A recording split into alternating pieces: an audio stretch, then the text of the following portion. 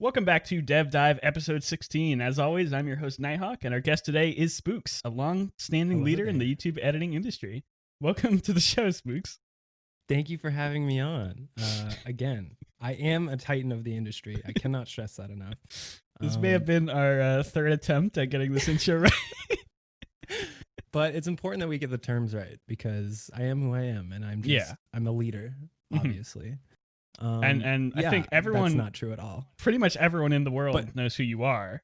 But absolutely, I would say just in case that there's anyone out there who like lives under a rock, for example. Yeah.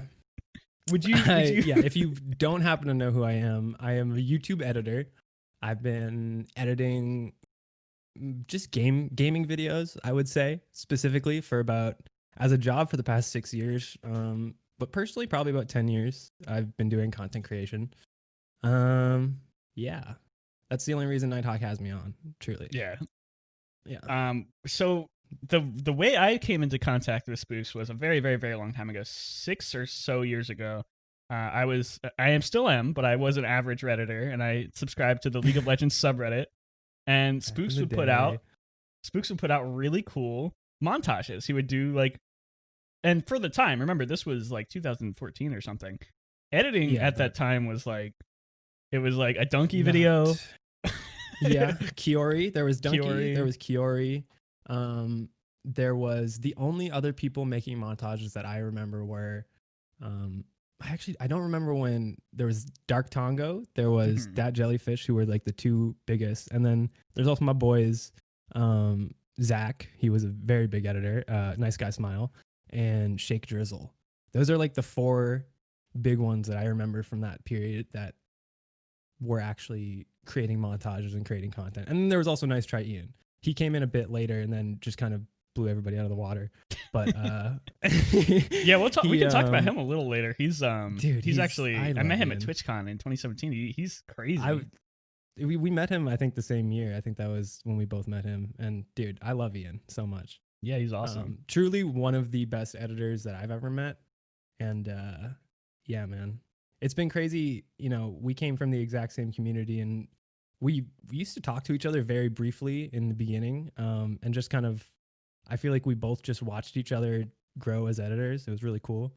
I think he's partly the reason why I have a job at TSM. So shout out to Ian. That's my boy. Yeah. That's my boy. Okay. Well, we'll just talk about him now because we're already talking about him. He works for TSM as well now too, right? Because he used to work for. I don't know I don't think he works for TSM right now. Not directly. He worked with Double Lift, but then Double Lift eventually changed it, but now he's back on TSM. So yeah, I guess he technically does. But yeah, he stuck with Double Lift, but for a while he was doing kind of what I do for TSM right now, which was like making montages for them, but also working specifically with players. And that's what I've been doing for about the past 3 years. Mostly managing player channels. So like taking VODs from their stream, cutting them down into games, uploading them, getting the thumbnails made, just kind of doing everything on the YouTube side. Yeah, and there's a lot of work that goes into managing a channel that really the average viewer probably doesn't know about. I only very tenuously know about it just because I do a little bit of YouTubing. There's a lot of like tag management. Once you get to the monetization side, there's a lot of working with that. There's a lot of crazy stuff. Yeah, it goes so beyond just creating the content. I would say, honestly, the hardest part about my job right now is just figuring out what I'm going to call the videos. Literally, the title and thumbnail. Thank God I'm not in charge of making the thumbnails. We have an amazing thumbnail artist, Nako, and he does like pretty much exactly what I tell him, like my idea, and he just kind of makes something sick out of it. Like I just give him like a general idea and he makes something awesome. But like just getting to that point of knowing what, how you want to present the video, not trying to be too clickbait because you're managing someone else's brand. It's truly the hardest part is just branding the videos themselves. Creating the content is very easy for me specifically. I've been doing it for so long, but wow, I struggle with the managing part sometimes. Yeah. Absolutely. And I think that's getting down to it. That's like the part that everyone's scared of too. Like if you're a content creator, it's not that hard to go through your Twitch VOD and say like, hey, I want to take this game and put it on YouTube if you're not doing any editing. But going Mhm. through and making a good title, tagging it correctly, making sure that the thumbnail is not going to turn people off, that kind of stuff. That's just the stuff that's Dude, just it's terrifying for a non-experienced person. and the scene is constantly evolving, and what works is like what worked 4 months ago doesn't really work anymore on YouTube. It's like you find trends and you try and stick to them, but certain trends only really work for certain people and certain I don't know, man. It's a brain bust every Yeah. week, every day, you know. But it's also the fun of it because when it does work and you get one that hits, it's like the most rewarding feeling, like 100%. Yeah. The most rewarding part of my job is like having an idea. Right now, I work with Myth, and I coordinated with him on some specific ideas. Like he did a video a few months ago where he went into a Fortnite lobby and he acted as a robot. He did like a robot voice and he just tricked this kid into thinking he was a robot. And so many people loved it. I really loved making it. And I really wanted him to do a second one for a long time. I finally, we had a conversation about it and he went and recorded it. And it's truly like my favorite video that we've made in probably the past year. And it performed so well immediately. And that feeling of knowing that idea was there and, executing on it, it's the best feeling seeing like the numbers, you have actual numbers in front of you showing you how you're doing. And man, yeah. I want to talk about it's a double-edged sword though. For sure. I want to talk about the It really analytics later because analytics is something that fascinates me. We had Blastoise on the show last week, and he's a data scientist, and we didn't talk too much about like analyzing data and stuff like that because I don't think he knows too much about the YouTube side. But there's just so much science that goes down into like figuring out that kind of thing. But first, rewinding a little bit. Absolutely. This isn't actually your first podcast that you've been on. You actually had a show for a few episodes called The Mid-Roll. Yes. A very short period that I made a podcast with my good friend Dan, also known as Renata. He's another editor, and our intention when starting that podcast was to talk about editing and the editing community. And we did that for like the first 2 episodes, I think. And then after that, we just started kind of getting together and talking about just bullshit. It was really fun. It's something that I genuinely do miss doing.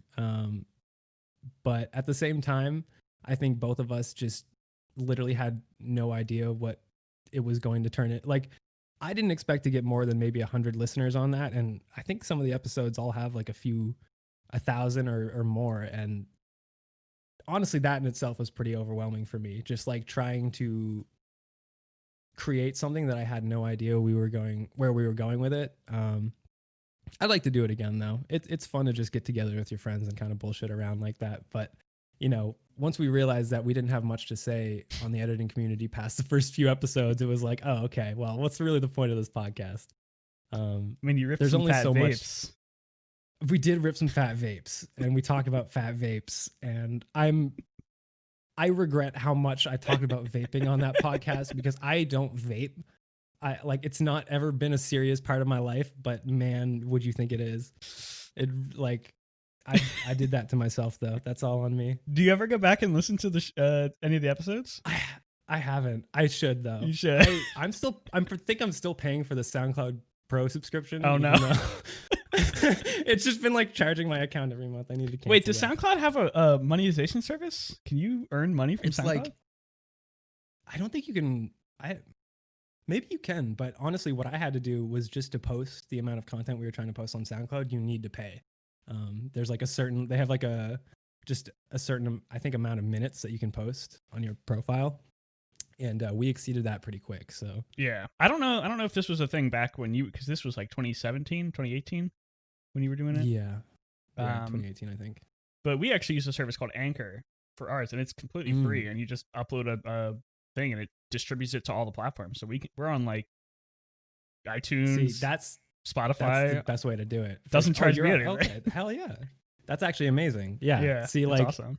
That's the way to do it. We our approach was definitely the just go at it. We just knew what we knew, and Honestly, my favorite part of that podcast though was after every week we would send the dumbest part of the podcast to our friend Ray, and she would make us like a cover art for it. So like one was like selling feet pics online. So she just drew us up like a really great sketch of Dan's foot, and I love that, and I cherish stuff like that. You know, that was probably you always for me remember the best Dan's part of foot. that podcast. I will for the rest of my life. All right, so I want somebody to make a clip of this part of the show and send that to Dan. So tell me about what you've been doing for the past few years. So, I mean, editing mostly. Honestly, my life has been majority just kind of doing my job, which is something that I've been trying to correct a bit, you know, actually having a life outside of editing, which I think is important that a lot of editors don't really do. Myself included, I'm not throwing any shade. I just know that that's the truth. None of us really have lives outside of this. So I've been really attempting to branch out outside of that. But talking about editing, I've been working with TSM for the past 3 years. They are my primary client. I don't really do anything else right now other than work with them. But for a while, I mean, you know, I had a brief stint of working with offline TV for a few months. And then before that, I did stuff with a few companies like Cloud9. I don't know how far back I should go. You were just asking about the past few years. Just kind of the last couple. my whole I mean, thing. it doesn't really matter. I'm not gonna be like, oh man, Yeah. 3 years cut off. Yeah, I mean, so it's really just been TSM. And right now, what I do for them is I'll do the occasional. Right now, I do a lot of guides. So, like Apex Legends, Rainbow Six Siege. I've been doing guides for those games, which take a lot of editing time, and they're big projects, but I really enjoy doing them. They're working with like multiple people within the team, and it's been a great experience trying to do like more developed content past just like stream highlights. Mm-hmm.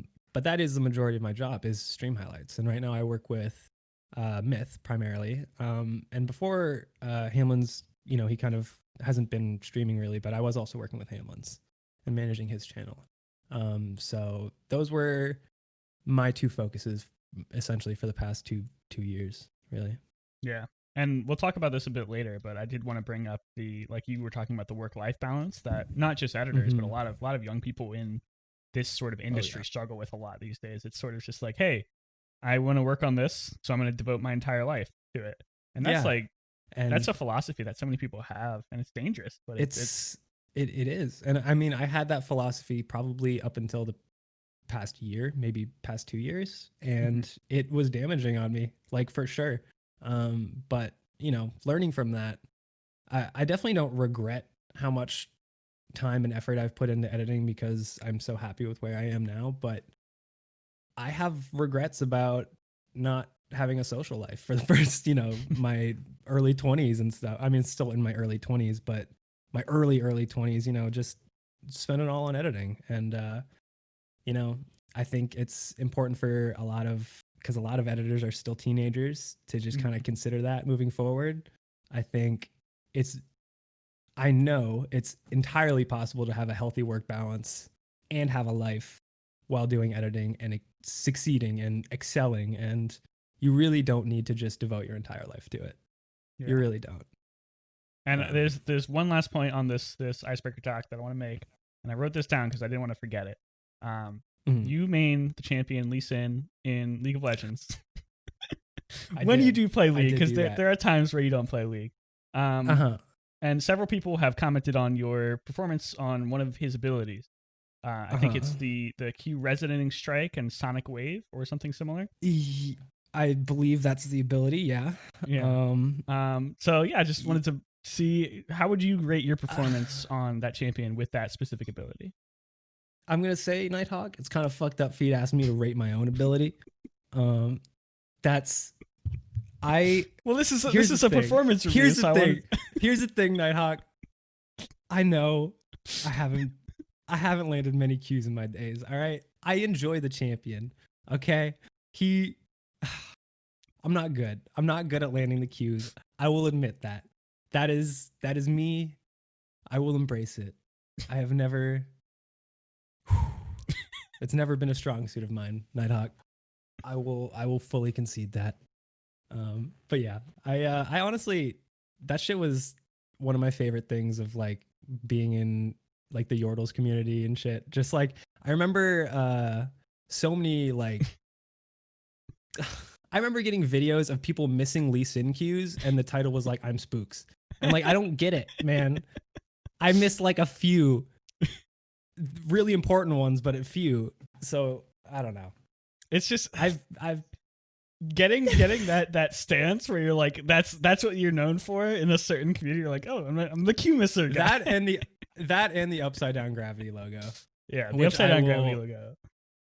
And if people don't know what that is, I made like a video on the series between Cloud9 or a video on like Cloud9's Gauntlet run back in the day where they just like had this crazy run through the series and made a huge comeback.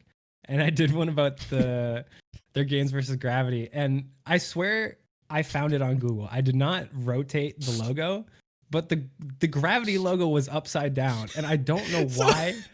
It's a rocket. It's like a rocket ship? Rocket points up. And at no point during the video did I realize that the rocket was pointing down. For context, because I don't think Gravity is even a team anymore, or if they are, they're definitely not. I don't know. Yeah, I don't think they are. It's like a little it looks like a little Galactus ship. It's just like a little rocket ship, and it's pointing up, and that's where you look at. But somebody, I think it must have been a Reddit post or something. They had taken it and they rotated it after they got stomped. Yeah. So what must have happened was that got to the top of Google, and you're just like gravity logo, yoink. I just yoinked the first one I saw. Like, I have to check because it might be true. That might still be the top one. Hold on, let's see. I'm gonna look this up live. That would honestly bring me a lot of joy if it still was, because that mistake haunted me forever, bro.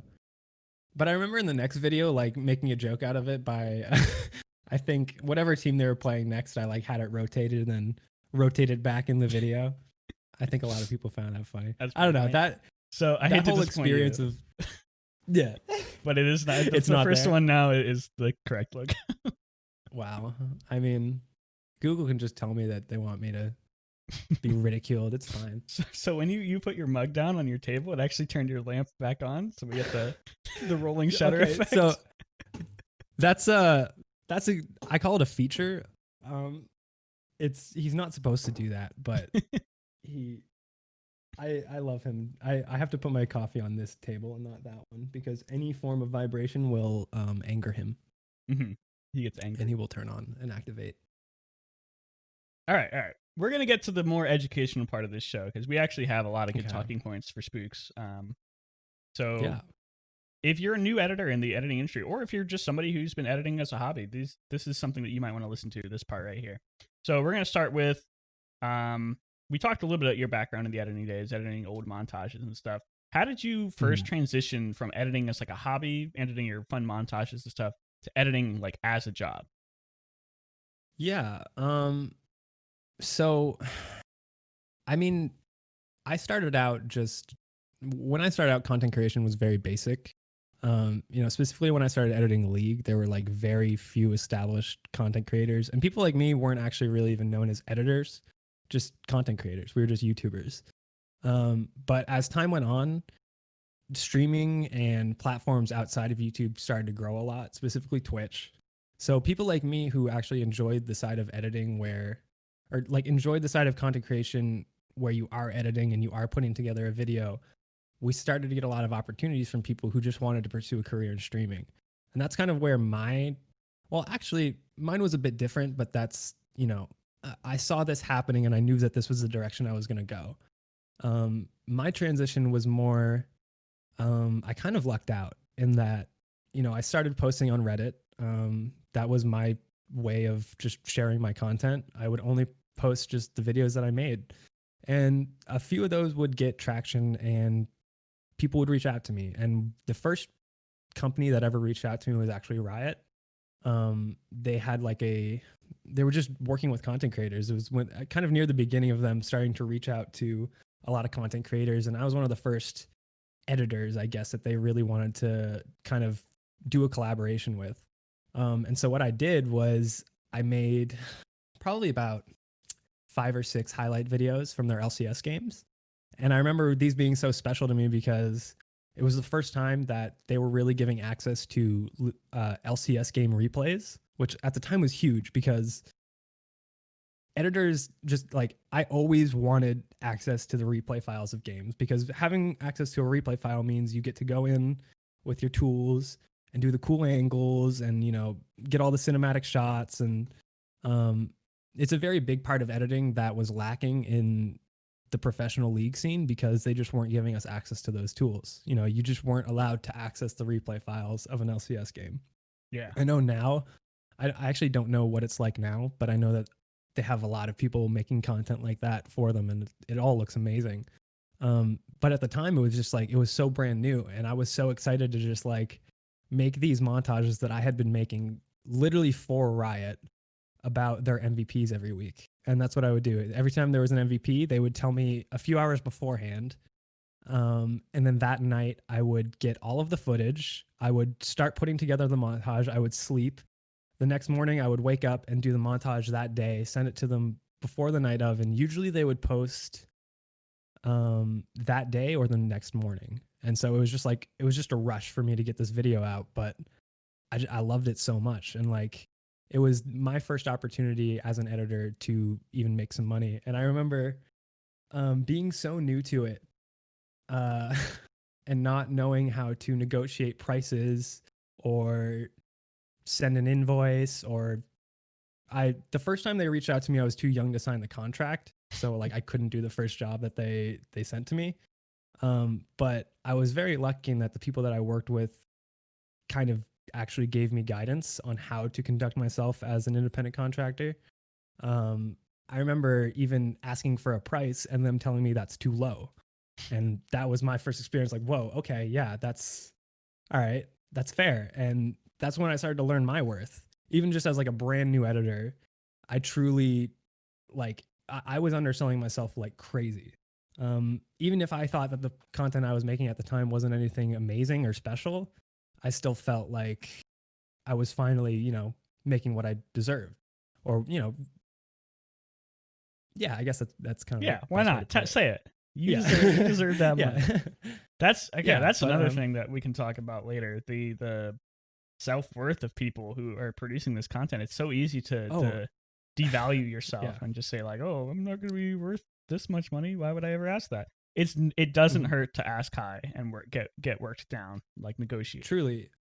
And you know, negotiating is still something that I'm learning to be comfortable with. I'm not a super like aggressive person or anything. So when it comes to getting what's mine, sometimes I really do have to like sit back and just kind of give myself the confidence to be like, okay, no, you deserve this or whatever. And it's a process to be able to do that, but learning to be able to negotiate for yourself is like huge. And just like not just kind of accepting the first thing that's thrown at you if you're not fully comfortable with it. But me personally, I've also gotten very lucky in my editing career, and I think I've gotten a lot of really just great jobs that I kind of just said yes to immediately because, you know, I was just happy to do it. So it goes both ways. You really need to never sell yourself short, and determining what that is for you is, you know, I guess everyone's kind of own journey and like figuring out what they consider their work to be worth, because I don't think just sharing rates is the best way to go about it, as I feel like, you know, I don't know. I never know the answer to that, but I always tell people just figure out what you consider your work to be worth and don't settle for less. Because there is work to go around, and as long as you are consistent and you keep going, you will find something eventually. I believe, you know, I might not have the best advice, but that's what I believe. I am fully Yeah. I am fully of the opinion that there's no such thing as like a person there's experts, of course, but there's never going to be anyone who's just 100% right on everything. But that doesn't mean that you can't make a statement about something, like based on your own experiences. Why couldn't you make this statement? Why couldn't you say that? Absolutely. Nobody Yeah. like you can look at even doctors and even scientists are constantly wrong about stuff, and they're still Yeah, saying stuff. totally They true. went to Very school true. for 25 years to learn about the powerhouse of the cell, and they were wrong or something. I don't know. These Yeah, man. examples. And I mean, yeah, but like, working in this industry for the past 5 years, I have seen a lot of editors, get mistreated and just not even really understand the situation that they're in, or but I've also seen like situations where editors aren't getting mistreated and they just don't really understand what they're supposed to be providing to the streamer, or Mhm. it a lot of it comes down to one, getting something in writing. Please get your jobs in writing. Do not just continue doing work without a contract. Even if it's with a streamer, you can make your contracts as an independent contractor. That's what you do, and have them sign it, agree Yeah. to your terms. Yeah, not just a DM. Get a Yeah, it's not you need these things in writing. And what else was I about to say? I totally just lost my train of thought. Well, we can ask, because I think what you were trying to say might fall into one of our future topics. So Yeah, we can ask for this sure. part first. So we talked a little bit like back in 2014, was it when you started editing? Yeah, like professionally. So what are the biggest differences between then and now in the professional level? Like how are things different? I would say the biggest difference is the sheer amount of people and talent entering the scene. It's it's definitely hard to say like if things are better or worse right now for editors. Like over the past few years, there's definitely more opportunities than ever. That is for sure. But also there's just more editors than ever. And I think right now being someone's editor, as in like a popular streamer, is kind of like the biggest goal for a lot of people. You being so heavily involved in content creation, almost every editor, including myself, we just want recognition as well. And that's been a huge change in that now we're getting it. Editors have their own followings now. There are people who genuinely aspire to be the ones behind the scenes as well, not just the big streamer. And I think that's, to me, been the biggest change just in the way it's perceived. And like, it's normal to talk about someone's editor now, which just didn't really happen before. Oh yeah, People just yeah. only saw the content for what it was. Coming from the outsider's perspective, a lot of people didn't know that streamers had editors for a long, long time. Oh, Like yeah. everyone just thought, because there were people who went out there and made their own content. Like the streamer would edit their own content and upload it to YouTube. Most content creators did that for like, Yeah, only really in the time. past few years has that been a thing where people have hired editors. Yeah. Yeah, so for the longest time, the viewers would come into the channel and be like, "Oh, I love the editing. You did such a good job." And whether out of just not able to answer every comment or whatever the reason is, Yeah. the misconception wouldn't really get corrected by a lot of people. Yeah. Who had editors. Sometimes, if they're lucky, they'd have like a little thing down in the description, edited by like a Twitter handle or something like that. But there would be not a lot of recognition on that. But nowadays, I see editors sometimes have their own production tag at the beginning of the show or at the end of the show. They'll have a top billing. Yeah. Yeah. That was something that started, and it was something that I did for a while when I was making League videos. I eventually decided on not doing that just as my own personal choice. I just didn't enjoy really having my own tag at the beginning. But at the same time, when I was doing it, it was something I valued a lot because it did kind of give you a sense of like, I made this and I'm proud of it. And, having like a cool little animation at the beginning was honestly kind of like, I know for a lot of editors, it just became like people would associate their song and like be excited when a certain editor was on this video because they knew their intro and stuff. And like, that's cool. I think that's really cool. Obviously the client has to be comfortable with that. And like, just inserting yourself into content is never the right move. Like you can't, as an editor, you do have a job to do, I believe. And if you're on good terms and you are comfortable with your situation, I think if you want to, insert a tag or something, that's something that needs to be talked about. It's not something that you can really just throw into a video. And I definitely did that before, and that's why I stopped, like, because I realized like I haven't really talked to anybody about this.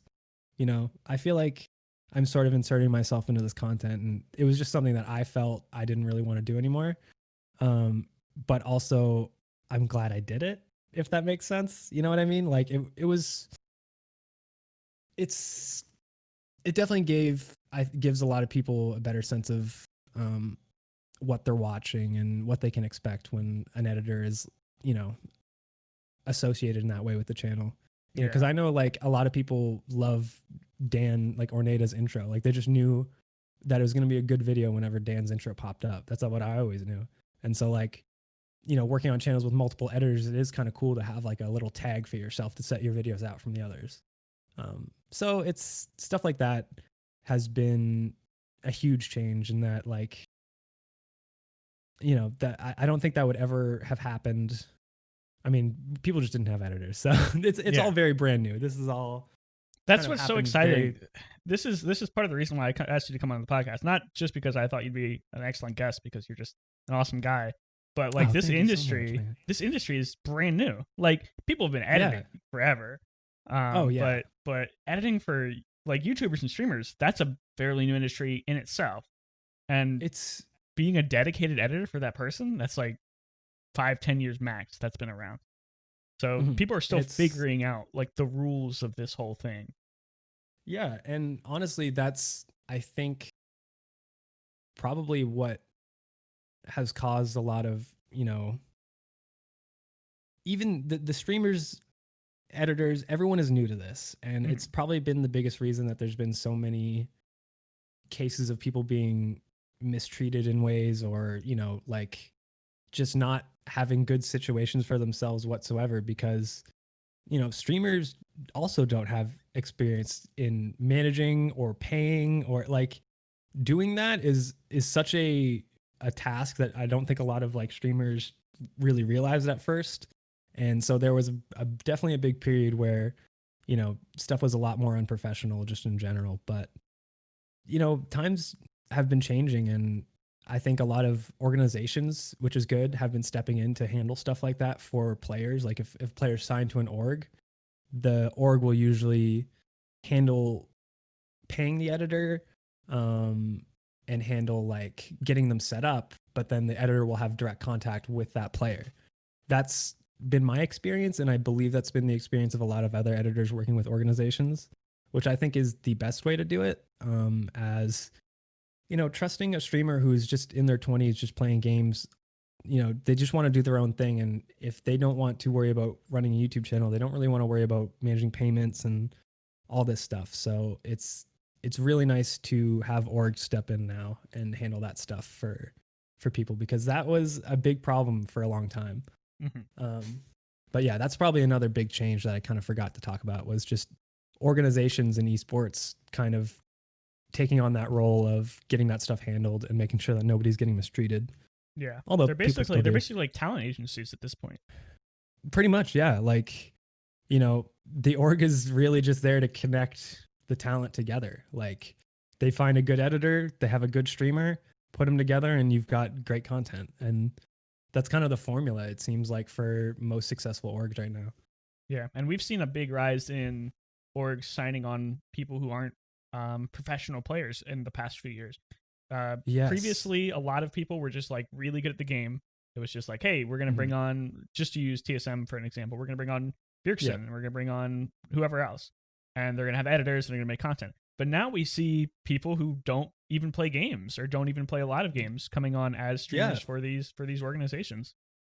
Yeah, man. It's, the content creator role is, I think, super valuable to orgs now. And I love that you don't really necessarily need to be a competitive player to have a place on an org now, because I mean, there's a lot of people like Myth, who I work with. He started out as the young architect in Fortnite, and had a brief period of playing competitive in Fortnite, but realized that wasn't what he wanted to do, and he's transitioned now into just being a content creator, really. And I mean, I personally enjoy working with a content creator more than I do like a professional player, just because I enjoy what I'm making more. Like the content's funnier. I've always enjoyed making funny videos more so than serious or montages. Even though montages have always kind of been my thing, I think my passion really does lie in like just making funny shit. Like I really just love cutting a video of someone who is funny. If I can make them funnier in any way just by my cuts, I feel it's very fulfilling to me. And someone like Myth, I feel like I get to do that a lot because he's just a naturally really funny dude. And then through editing, I get to just kind of like nail his stuff home just a bit harder. Like nail the funny stuff he says just a bit harder so it translates to YouTube, but you know, not really doing too much. That's always been my approach to editing is like not adding too much, but just adding enough so that it feels like a cohesive video. And you know, pacing and stuff is very important when it comes to like a funny video and stuff. So Yeah. And I think it's so much easier to reach a broader audience as a entertainment personality rather than just as a professional player. Because to use like Faker, for example, or a very good League player, you can come in and watch Faker's stream, and if you don't really know what's going on in the League, even if you have like a cursory knowledge of League of Legends, you probably won't really understand what's going on. He's not a very vocal guy. He's Korean, so there's also the language barrier. So you like the average person going to his stream, if they don't appreciate League of Legends, they're not going to really appreciate him as a content creator. But for somebody like Myth, I don't like Fortnite. I'm not really a Fortniter or whatever Myth's doing these days, but I still a Fortniter. One of those Fortniters. I'm not a Forter. But I still can appreciate content that every time Spooks puts out a little clip on his Twitter of like the video, I always watch it. I'm like, oh, it's pretty funny. It's a funny guy right there. Yeah, man. Like it's just like you don't have to like the game to enjoy the content. Yeah. It's a huge advantage. Yeah. And you know, taking it back to like just editors, I think finding a fulfilling job where you just enjoy working with the content that you have is a big difference. You know, I've worked jobs where I hate the content that I'm making. Well, not hate. I've never hated the content that I make, or I wouldn't work those jobs. But stuff is tedious, you know, sometimes as an editor. And sometimes you just kind of bite the bullet and get through it, but it does take a lot out of you creatively. So finding like a client that you genuinely just like, you enjoy their content and you just want to make it better, it's like, it's easy past that point. Definitely. So generally speaking, and we talked a lot about this, but generally speaking, just in summary, things have gotten better over the past decade. Yeah, I would absolutely say so. Yeah, like 100% better. And, you know, opportunities just exist now that didn't exist 5 years ago. And being able to work remotely as an editor and just work with literally anyone in the world, because YouTube is a global platform and you can pretty much go down any avenue you want right now, and that's really exciting. Is there anything I could transition? And anything in your mind? Has anything gotten worse over the past? Have you seen anything like, oh man, I wish it was the way it used to be? I guess just I'm always nostalgic for the old spirit of content creation, but I know that that's probably something that's not gonna really come back as YouTube has kind of transitioned in more of like a business for a lot of individuals. I mean, including myself. It's literally my livelihood now, so I can't really treat it as I want to. But you know, the spirit of content creation just 5 years ago was totally different, and I do miss the feeling of like making something I'm super proud of, being able to post that on like the League of Legends subreddit. And even if it doesn't get views or it doesn't whatever, just like one comment of someone saying, hey, I've never seen your content before, but this is really dope. Like little feelings like that I really miss, because now it feels like you just kind of get lost in the wave of everything that's going on. And there's not really that many organic moments like that. So I do miss stuff like that. But also stuff like that, I'm sure I could get back in my personal life just by creating more content for myself. But instead, I do mostly just work. So it's, again, finding the balance. I think everyone needs to find the balance in order to get that. But yeah. I really miss the way things, the general vibe, I guess I'll say, of being on YouTube has changed dramatically in the past like 3-4 years. Yeah, and there was an exceptionally dark, not dark, but an exceptionally time where this was true. I think a year or so ago, there was pretty much nobody making um like the old school videos anymore. But I think we've Yeah. seen a little tiny bit, nothing near where it's been, but we've seen a small resurgence of like the old school, just me and my friends Yeah. hanging out content, not stream highlight content.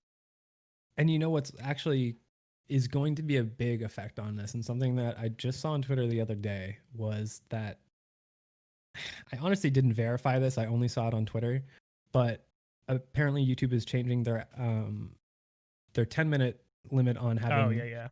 Right now, you need to hit a 10-minute mark to get mid-roll ads. And if people don't understand, the reason we called our podcast the mid-roll was because that is literally the most important thing on YouTube right now, is getting the amount of money that you make on a YouTube video. If it's 9 minutes and 59 seconds, is like 5 times less than what you would have if it was 10 minutes and 1 second, because those mid-roll ads just give you quadruple the money essentially. That's just the way it is on YouTube right now. And operating as a business, nobody's going to tell you, hey, don't hit that 10-minute mark. It's always going to be, we need to hit this 10 minutes. And so content has suffered for a while because, I mean, I can't tell you how many times I've made a video that I feel is perfect at 8 minutes, but it needs filler. It needs to hit 10 minutes. And I'm not going to just like throw in like an end screen for 2 minutes. I'm going to actually put content in it, but it's not going to be the content that I originally wanted to showcase or whatever. So stuff like that has definitely made things significantly worse. But I think this 8-minute change, if it goes through, is going to be actually really huge for YouTube and for content. I'm really excited to see how it's going to, like, if the monetization will stay the same. I really don't know what effect it's going to have, but I do like the idea of not having to hit 10 minutes every time. It's very exciting. This was something that I learned just the other day. I was watching, I think, a YouTube video from Alpha Gaming. He's a guy who does a lot of educational content about streaming and stuff on YouTube. Yeah. And something that I learned, I've been a YouTube Premium. They've changed the name like 7 times, but I've been a YouTube Red, YouTube Premium sub for like 2 years now, or however long it's been around. Because I don't like ads, but I don't want to just be like the guy who just like ad block. Me too. And I have a family plan, so it costs me like $3 a month or something ridiculous. Nice. So it's cheap. I don't see ads. I don't ever see anything like that. But apparently, and it was like awesome to hear this. My view is worth like 50 to 100% more to a streamer. Yeah. Than just a normal person viewing like all the ads, which was like, oh, that's pretty cool. Yeah, it's pretty cool. I like the way that they did that system, and I've been a YouTube Premium subscriber for a while too. I guess once you start, I couldn't bring myself to use AdBlock anymore once I realized that my entire livelihood was based on it. But I still hate ads. I hate them. Yeah. And I hate that they need to be included in your content for it to be possible for you to do this as a living, but you have to. And that's, I like that there's this option that actually does benefit the creators too. It's been really nice. Yeah. So if you're a YouTube, or if you're a viewer who wants to support all the people you want to support, but you can't afford like $5 a month for every single person that you watch, just get a YouTube Reds or a YouTube Premium subscription. Get a family plan with some friends. It's really cheap. Truly. If you get some people on it with you, and you can also.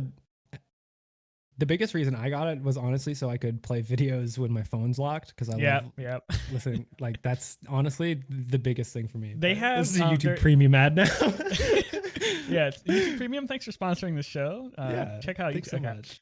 But for real though, they also have Google Music, which is shutting down. It's transitioning to YouTube Music. I didn't even know that. Okay. I don't know when they're gonna do it, but they're transitioning to the YouTube Music app, which I'm not really happy about. But as long as the functionality is similar, I'm not really gonna care.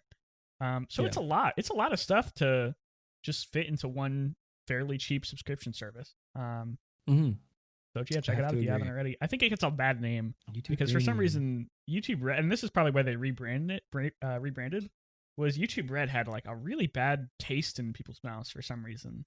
I don't know why. I definitely never subscribed to it when it was YouTube Red. That's for sure. I've only ever subscribed to it as YouTube Premium. So I think maybe because they were trying to push this like YouTube Red only content for a while, and that never really took off. And that's probably why people were like, I'm not subscribing so I can see a new Ray William Johnson video every week or something like that. I don't know. Yeah. He doesn't make videos I for remember 10 that. years, but Yeah, that content never really had an effect on many people, I don't think, Yeah. outside of their core audiences. So yeah. Yeah. Anyway, transitioning back to the dock of goodness. We've talked about the editing game and how it's changed. So this is probably a question that you get a lot, and most experienced editors get a lot. What are some of the pitfalls that people shouldn't fall into when they're getting into editing, specifically nowadays? Like, there's a lot of things that have Okay, changed that yeah. we've said. Honestly, and this is something that I felt for a while. I think honestly a big pitfall for editors is sort of the community that we've created for ourselves.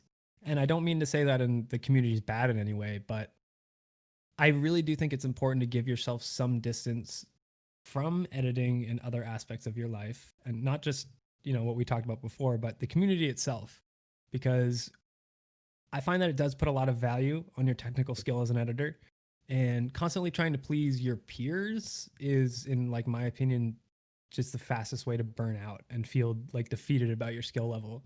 Um, and once I took a step back and I started focusing truly on only what my client wants and what I know I'm capable of doing, like my job became 100 times more fulfilling. And so I think a lot of people do kind of get lost in the trap of, you want to be part of this community because one, you're going to learn, you're going to meet people with similar interests to you. And there's so many loving and great people in the editing community. Um, but I do think you really should like consider what you're getting out of it and try not to put too much into it, because it can drain you. It can drain you to just constantly try and be one of, one of the best editors, or constantly trying to impress your peers, because you're never going to get to what you want unless you're just fucking amazing and whatever. But still, like, even then, truly, if I find the most fulfilling way to go about it is to just focus on what you're trying to do and not really worry about what your peers think of you. And I even just talked about an editor about this literally yesterday, who's been dealing with this, and it's like it's it's not an easy thing to recognize that, like, the community you're in and you love so much is like kind of, you know damaging to your psyche. But you kind of have to realize that at some point, or I had to realize that. I don't think it's true for everybody, but I do think people should consider what they're getting out of, like, putting so much time into a community that you don't really need to. um Yeah. yeah I Coming in I from an probably outsider's perspective too, I've been sort of engrossed in the editing community. I'm not an editor myself, past like the YouTube video every now and then, but yeah I've been a part of these editing communities for a few years now, just because of my friends like Spooks and Zach and a few other people and the yeah work that I've done. And a lot of the things that I've seen coming from an outsider is editors will hone their skills and produce projects to impress, like you said, to impress other editors, and they yeah sort of lose track of what the average person really enjoys out of a video. Like they'll spend so much yeah time like getting that perfect bloom transition, or that perfect, I don't know the editing terms, I'm sorry, Mr. Editors. The perfect Bloom effect in transition their is absolutely the correct term. We'll go with um that. just remember your audience, especially if you're starting out. Remember that Yeah, the editing community is a great place. There's a lot of ridiculously smart and talented editors out there, but they're editors, and what they appreciate out of a video might be wildly different than what the absolutely. guy who watches 8 hours of Synapse a day wants, or the guy who Yeah, watches Ninja play Fortnite 24 hours a day wants. So yeah. just keep that in And mind. this advice, yeah, and that advice definitely goes 100% more for people trying to transition this into a career, because I think that's 100% an important factor to take in, is what are you creating and who is it for? If this is going to be your career, like, what kind of content do you want to get good at? Not saying that you have to lock yourself, and please actually don't ever lock yourself into a certain style of content, or like only consider yourself being capable of making something, because that's just not true. Like, I've thought that about myself for many times, but I've always, as long as you start to do it, you will prove yourself wrong, I promise you. But still, you know, um, it's dangerous to get locked up in that. You can you can really lose sight of like what is best for you in your future if you're just constantly trying to impress your peers. Yeah, and there's a funny comparison that I can make for people who maybe aren't super familiar with editing who are listening to this episode.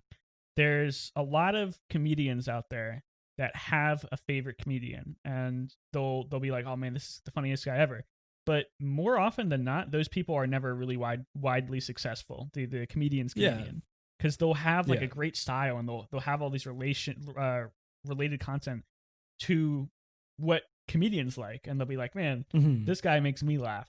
But they're not pulling in sold out shows in Vegas, and they're not pulling in Yeah. 100 million views on their Netflix special or something. And Mhm. that's like sort of, I don't know if that's like it's not necessarily a bad thing if you want to be that person who Yeah. makes But yeah, editing content. yeah, like what are your goals? You know, if your goals truly are to grow and make this editing your career, then you should be focusing on the right things, I think. And that is truly just figuring out what your client and what your client's audience and just like what type of content you want to make in the future. Like set yourself up for that. Um Try not to lock yourself into just a certain style of editing. I've said this like I keep repeating myself, but I really mean that. Like it's there are there there are different types of um, editing jobs in this community, and like you'll be expected of different things. Like if you're making stream highlights, you're definitely going to have different expectations than someone who's making montages and stuff. But still, you can accomplish both, and you can be very good at both if you really want to. That's like you can be good at any form of editing as long as you put the time in and you are an experienced editor. Like there is no form of content that's being made right now that I don't think like any editor who's in the scene couldn't make if they put the time into it. It's just like you really just have to know what you want to do and not lock yourself into something. Yeah. And this is probably a question that you get and every editor gets like every single time they check their Twitter mentions. Yeah. So we'll just get it out of the way now. This is going to be a clip for the highlights playlist that I have put together. What are some places that you should start when you're starting out as an editor and you're just completely new to the community, like completely new to the job? Like what software should people check out? What types of videos should they work on? What type of portfolio should they build? So starting with programs, because that's always the biggest one, the answer is truly, it depends on where you are right now. If you've already started in editing and picked up a program, I believe that there's no harm in just sticking with it and don't really take other people's, what they believe to be the best editing program into consideration if you are just starting and you just want to learn to edit. If you started on something, keep at it. I will say, if you want just to transition, cut in real quick, we all know that the most superior editing software is Sony Vegas. So if you're not using if you're not using Sony Vegas, just try to migrate over there eventually because it is the best platform. Oh man. Completely so speaking kidding. of Sony Vegas, well, okay, let me actually explain that though, because like I started on Sony Vegas and I edited on Sony Vegas for the first, I think 6 years that I edited. And it's an amazing program, and it's like an amazing program to learn editing on. But if you are really trying to transition this into a career, consider learning the Adobe Suite, because it's the standard as of now, and just learning to work in those programs, especially if you're going to be in a collaborative environment where you might actually need to work with someone on a project, they're going to be using Adobe. It's just it's what the standard call or the industry calls for right now. And so learning that is like a really valuable skill. It took me truly, after 6 years of learning of editing Sony Vegas, it took me about a month of producing content daily on Premiere, just forcing myself to do it to really get a hang of it. But once I did, and once I started introducing After Effects into my work, like my entire skill set kind of expanded, because there's things that you can do in these programs that you simply can't do in Sony Vegas and other programs. And learning to master those programs will take you a long way. But again, if you are just starting and you want to learn how to edit, don't bother skipping or changing whatever you're doing. Just just focus on the basics, learn what you need to learn. And you'll eventually find that if you want to switch over to a more powerful program or whatever, you will, just because you'll eventually get to a point where you want to make cooler stuff and you realize that you can't do it because of the limitations of the program. So it can be natural. You really don't need to force those things, is my final statement on that. Is that really just like learn what you got and take it slow. But also, over the years, my method of learning truly has only ever been like, if I want to learn something, I just Google it until I find a resource that will walk me through it. And to me, that's always been YouTube for free. I've never paid for, no, I have. I'll take that back. I paid for one thing to learn how to do a specific thing. I believe, I forget what the site was, but still, like, YouTube is such a good resource for this. And I've never personally stuck to like a specific person or channel, but I know some that I kept coming back to, where like Mount Mograph is a really good channel for learning After Effects. He just like probably my favorite. I know Peter McKinnon has like a lot of great videos just on learning basic stuff in Premiere. But even that, like, literally it just comes down to knowing what to Google. So if you want to do a specific effect, the hardest part sometimes is figuring out what that effect is. Sometimes you just don't know what it's called, or I've literally Googled like describing a certain effect and, spent 20 pages of Google search just to get like find the name of what I was trying to accomplish. But then once you find it, you can look up a YouTube tutorial and there's guaranteed going to be one there telling you exactly how to do that. And you can learn just like that. Yeah. So like, learning editing really. I've done that so many times where it's just like you Google something and it's so obscure and it's so oblique. Obscure. Like, yeah. How to make sparkle but fade out backwards, and then you're like, oh, exactly. Yeah. But you will eventually, like, if you put in enough time doing that, you will find what you're trying to do. And I guarantee there's going to be a tutorial on it. It might be terrible. It might be a dude just like spending the first 6 minutes of the video in his notepad, but like you will get there. And you don't need to pay for these things. I have personally, I never like have gone to post-secondary education for editing. Out of high school, I just kind of chose to pursue this. But I'm glad I did. But I still think college definitely has its place in this industry. But at the same time, like in this era of digital content, like you can have this skill set, you can learn it completely for free on your own time. Like there isn't any need to go into debt to learn how to edit. Mm-hmm. And, I think there's absolutely value in being taught by someone who with tons of experience. And I really don't want to like discredit college or anything, because I think it's very valuable, and people who do go through that have a skill set that I probably don't have. But also at the same time, I'm just happy that I spent the past 6 years being involved in this and just learning the industry from the inside, like just kind of learning it naturally. I'm very glad that I chose to just make this my path instead of trying to go the traditional way. And I think a lot of editors are similar. I'm going to come out of left field and I'm going to say, fuck college. College sucks. If you are doing something, education. Yeah, if you're doing something that you can do, learning like Spook said on YouTube or whatever, even if you're using like a site like Skillshare or Bright or whatever it's called, you can learn so much about this industry and about entertainment in general, and just doing stuff and learning it for yourself. There are so many colleges that will gladly take hundreds of or dozens of thousands of dollars from you, and will put you in debt for the rest of your life, and will teach you nothing but how to be stressed, how to look up answers on Quora.com, how to cheat on your midterms, how to do whatever.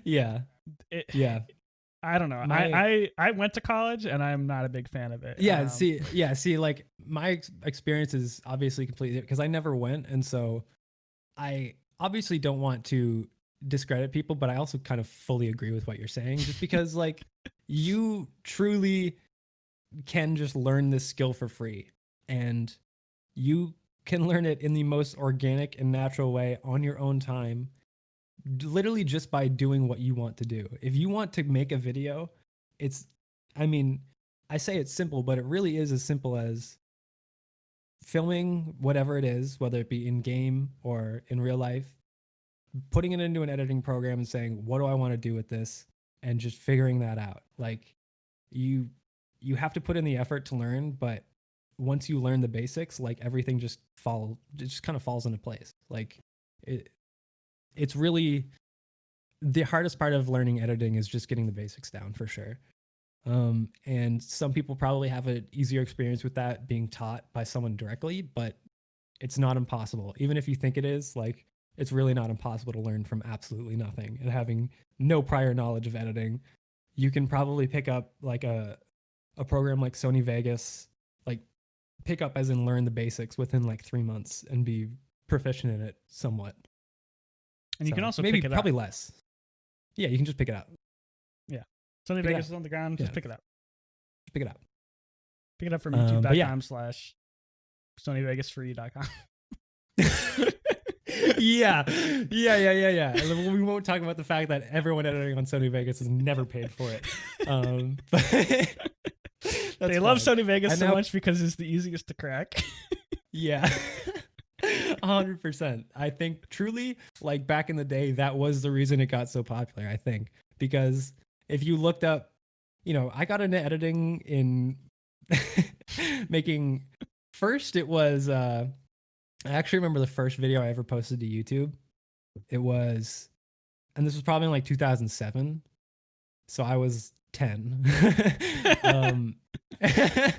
I made a stop motion video of Legos on my desk with a little webcam. I took pictures. I dragged that into Windows Movie Maker. And then that's how I started making stuff on Windows Movie Maker. I eventually transitioned into my Halo 3 screenshots because I took some sick screenshots on Halo 3. And so I really wanted to like showcase them to the world. And so I put I think Nickelback, a little bit of Three Doors Down, and just I gave each of them like a title, and you know that was my content, and that was the first stuff I made. But eventually I tried to transition into like playing COD with my friends, and one of my friends made a montage, and I was like, holy shit, it was really bad, but I was so impressed that I wanted to make my own. So I also made my own shitty montage over the course of like a month, you know, learning how to edit, and I just kind of fell in love with it like that, you know, like it just doing the shit that you want to do, you will eventually learn the skill set. Do you think you can go back and find that Lego YouTube video that you made? Dude, if I can, I will genuinely search for it tonight and try and find that, because that like I haven't thought about that in so many years, and now it's so clear in my mind. I had an old YouTube channel that I went through recently and privated everything because it was awful. And it was I think some of the first videos I made on it, some of them were just uploads of like commercials that I thought were funny, and I would rip them and just upload them. And then a few of them were like cringy home videos I made with my friends, and then a few of them were like, we've all done it. a few of them were like music videos where I would take like screenshots of Zelda characters and stuff and like try to match up the stuff to the music. Yes, dude. It's awful. Like, just it's awful, but it's like it's the most organic form of content creation. And I feel you know, we're how old are you? I actually don't know. I'm 24 in August. Okay, so we're literally the same age, and so we've kind of had the same probably introduction into YouTube and this kind of digital platform. Like all of these platforms they've sort of like we've just grown up with them, but also saw them at their very beginning. Like we were just at a weird age, I find, where like I've understood YouTube and where it was going to go from a very young age for some reason. And I got stuck on that. Since I was like 14, I've been stuck on the fact that I want to do YouTube or work on YouTube and create videos for a living.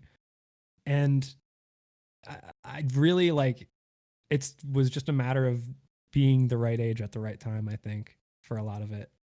You know, being able to understand the platform and where it's going to go. But I don't know, man. Yeah. Getting to see that transition of YouTube and content in general over the past decade or so has been crazy. Like you said, I think the first videos I ever watched on YouTube were either It was a series called Halo Music Video Hell, HMVH, where they would do like 15 or 5-second clips of a song, like a popular song, and they would match a little clip of Halo up to it. And they're still around, and Dude, they're still funny. I made so many RuneScape music videos. Like truly, I had Hypercam 2 on deck, and I would unregistered. like, wait, unregistered or registered? Oh, of course. Never once in my life have I used registered Hypercam 2, and never will. Like, who would ever do that? Is Hypercam still around? I don't think so. I really hope not, dude. I really hope it's not still around. Honestly, no, they shut down.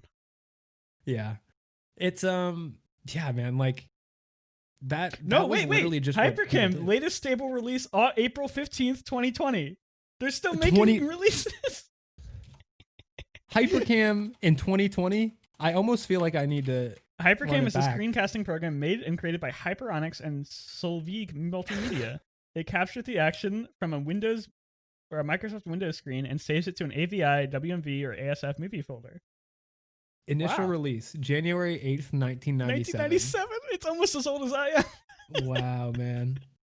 That's crazy. Just reading the people also search for, there's Cam Studio, Bandicam, Camtasia, Fraps. All of those were programs that I used. Fraps. And like Fraps was awful because the files were like 8 billion gigabytes. Yeah. Oh yeah, dude. I remember that. That was awful. You're like, I want to edit this hour-long league vid. I guess I need 600 gigabytes of storage for it. Yeah. And like that was content creation back in the day. It was just people like figuring out like no one really knew what to do. Now people do know what to do. Like your computer, if you have an NVIDIA graphics card, it comes with Shadowplay. You can record 1080p. You can record literally like 4K footage, 60 FPS, just of any game you want if you have the Beast PC or whatever. But like you can, it's so easy now to just start creating content that it's probably honestly feels extremely overwhelming. And I think that's probably why a lot of people struggle right now, because everyone's doing something and it feels like you probably got to live up to whatever other people are doing. But you know, I would say just like really if we could get back to a point where people were just creating the wholesome content like that, I feel like YouTube in general would be a much happier place. But I know it's never going to get back there. You know, it's just, it is what it is now. It's its own beast, but I yearn for those days, dude. I think one of the first videos I made on this channel, and it's long since privated, so don't bother looking for it. Yeah. Was I think it was my first day playing Minecraft, and I dug a little tunnel down to bedrock, and I'm like, digging tunnel all the way to bedrock. Yes, dude. I was just like, wow, that's crazy. Nobody's ever done this before. Insane, man. This was like super early in This was before the Nether got added. This was like really early. Oh yeah, days. Dude, I have a specific memory of making my first ever Minecraft Let's Play and walking my viewers at the time, my viewers as in like maybe 4, through my Minecraft castle.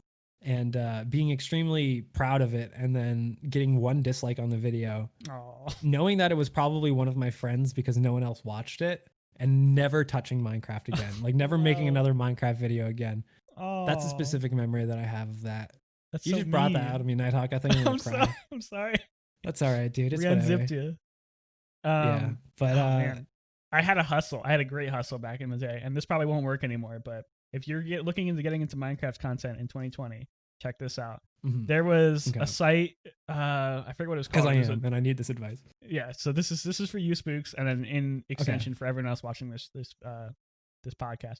Absolutely. So if you're looking into getting into content, there's a site out there that hosts Minecraft mods, and they have a lot of third-party people making mods for them. So what I would do is I would go to Popular Mods, and I would say, hey, buddy, I'll make a mod review for your thing. If you sticky it on the top of your mod post, hey, it's good advertisement. Man, it's good for me. Good for genuinely, you. Yeah. Stuff and like that actually, I got a lot of views on. Yeah, that's so genuinely. That's a very smart thing to do, because marketing your content, especially nowadays, is kind of, I mean, it's the only thing you really have, because unless you're in the YouTube algorithm, you're just kind of, it's just a sea of content right now. Mm-hmm. So finding creative ways to get your content out there like that is huge, especially if you're just making your own stuff. I It used really to respect be. that. That's a funny way to do it. I like that. It used to be you could go to Mod Reddit and review. you could post like just anything and people would watch it and people would be nice about Yeah, it, but you can't do that anymore. Like you really can't. even if I it's a small community, people were like, "What the fuck is this? This is awful. Get out of here." right. Redditors are so Can mean, dude. do you mind if I run to the washroom really quick? Yeah, go Just ahead. sorry about that. I'll vamp I'll for be right a few back. minutes. I'll talk more about my Minecraft YouTube career. Okay, yes, please do, and I will be listening through my wireless Oh headset, no. taking in all of the information. So, shoot. Yeah, so I used to do mod reviews, and a lot of people don't know this. I actually have a huge like for a channel of my size. I think I have like 600 subscribers on YouTube now. Um, my channel has north of 2 million total video views, or something ridiculous like that. And a lot of that is because I just did content like the mod reviews. I used to do a lot of cool stuff where I would go through PBE updates for League of Legends, and I would do like I'd find. So if you're familiar with Vandroll these days, he does like PBE bug reports where he'll find like a cool bug on PBE and he'll just make a silly video about it. I kind of did that kind of stuff like 5 or 6 years ago. Not to call out Vandroll because he's an awesome guy and he makes great videos, but he kind of stole my idea. So I expect a little bit of a cut from that. But yeah, I did that. I had this series going for a long time where whenever a new champion would come out, I'd build 6 Zephyrs on them and get 2.5 attack speed, which is the cap for League of Legends attack speed. And I would just attack like Dragon or Baron and just see what their animations looked like. And I have a video on the channel. It's called like Bard at 2.5 attack speed, and it has like over 100,000 views. And it's just him with his little Bard things attacking the dragon over and over again. Yeah, so there's just like a lot of niches in the League community back in the day that didn't have a filler in it.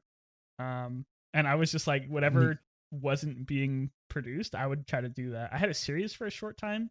That was basically just we looked at Surrender at 20, and we would just talk about all the new PP stuff.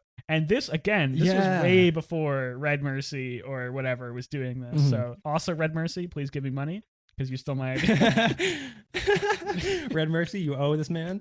You owe me royalties on every single one of your videos. No, this wasn't original stuff, but it was just like nobody was really doing it back then. And it's way harder to find a niche like that these days. So much harder. But if you can find a niche like that, you can get some. It will skyrocket your growth. Other than just like trying to make a content these days, just like making a let's play or something, you're probably not going to grow. But if you can find a niche, that's a good way to get started. Yeah, it truly that kind of seems like the only approach to like to really separate yourself from anybody else on the platform right now. You know, finding a specific niche or just one thing that you're really good at. There's no harm in just kind of like if you want to grow in like, you know, using that to your advantage. But also Oh, sorry. I've been talking for the past 5 minutes. Talk. No worries. But also like, you know, just creating content. I feel like this is just general advice into getting into it because I feel like we've kind of we've been touching on that for a while, just like getting into content creation. Truly the most organic way to approach it will always be just creating what you want to create. Like we've talked about these my dumb Lego stop motion and like, you know, like all your Minecraft videos and stuff, but like those were needed. Those were necessary for either of us to be able to create the content that we do now, because it's like you need to go through those like just all the shit that I've made, man. I have 500 videos unlisted just on my personal channel. And I haven't posted on that channel in 3 years. So all of those videos were made in like a 4-year span, you know? So like just constantly creating content, even if it's not for anyone other than yourself, is just like the absolute best way to go about it. My method of creating content and continuing to have stuff to make has been, you know, using like shadow play and just recording stuff while I play and making stuff for myself. I'll occasionally like tweet like a little montage or something of clips that I have, but a lot of stuff I just make for myself and for my friends and just send it to them just to like get a laugh out of my friends. And stuff like that is what keeps me being able to do this as a job as well, because, you know, it's working in a creative field you can burn out very easily, and you can also well, yeah, you burn out very easily, and it's important to give yourself the chance to do what you do it for, which is, for me, making content that I enjoy. And if I'm ever working a job where I'm not enjoying content, I make it a priority to start making stuff for myself. Because you need it. You really need it. And that sort of touches back on what we were talking about at the very beginning of the show, where the work-life balance is so hard for a lot of people, especially young people getting into, where you're just, it's so easy to get stuck into editing 24/7 and waking up at 1 in the afternoon and editing, and then going to bed at 3 in the morning and then waking up again, editing. And feeling like that's the only thing that you can do, and feeling like that is going to be your life. I've been there feeling like that's just what I got to do to make a living, and that's it. But truly, it's not. Yeah.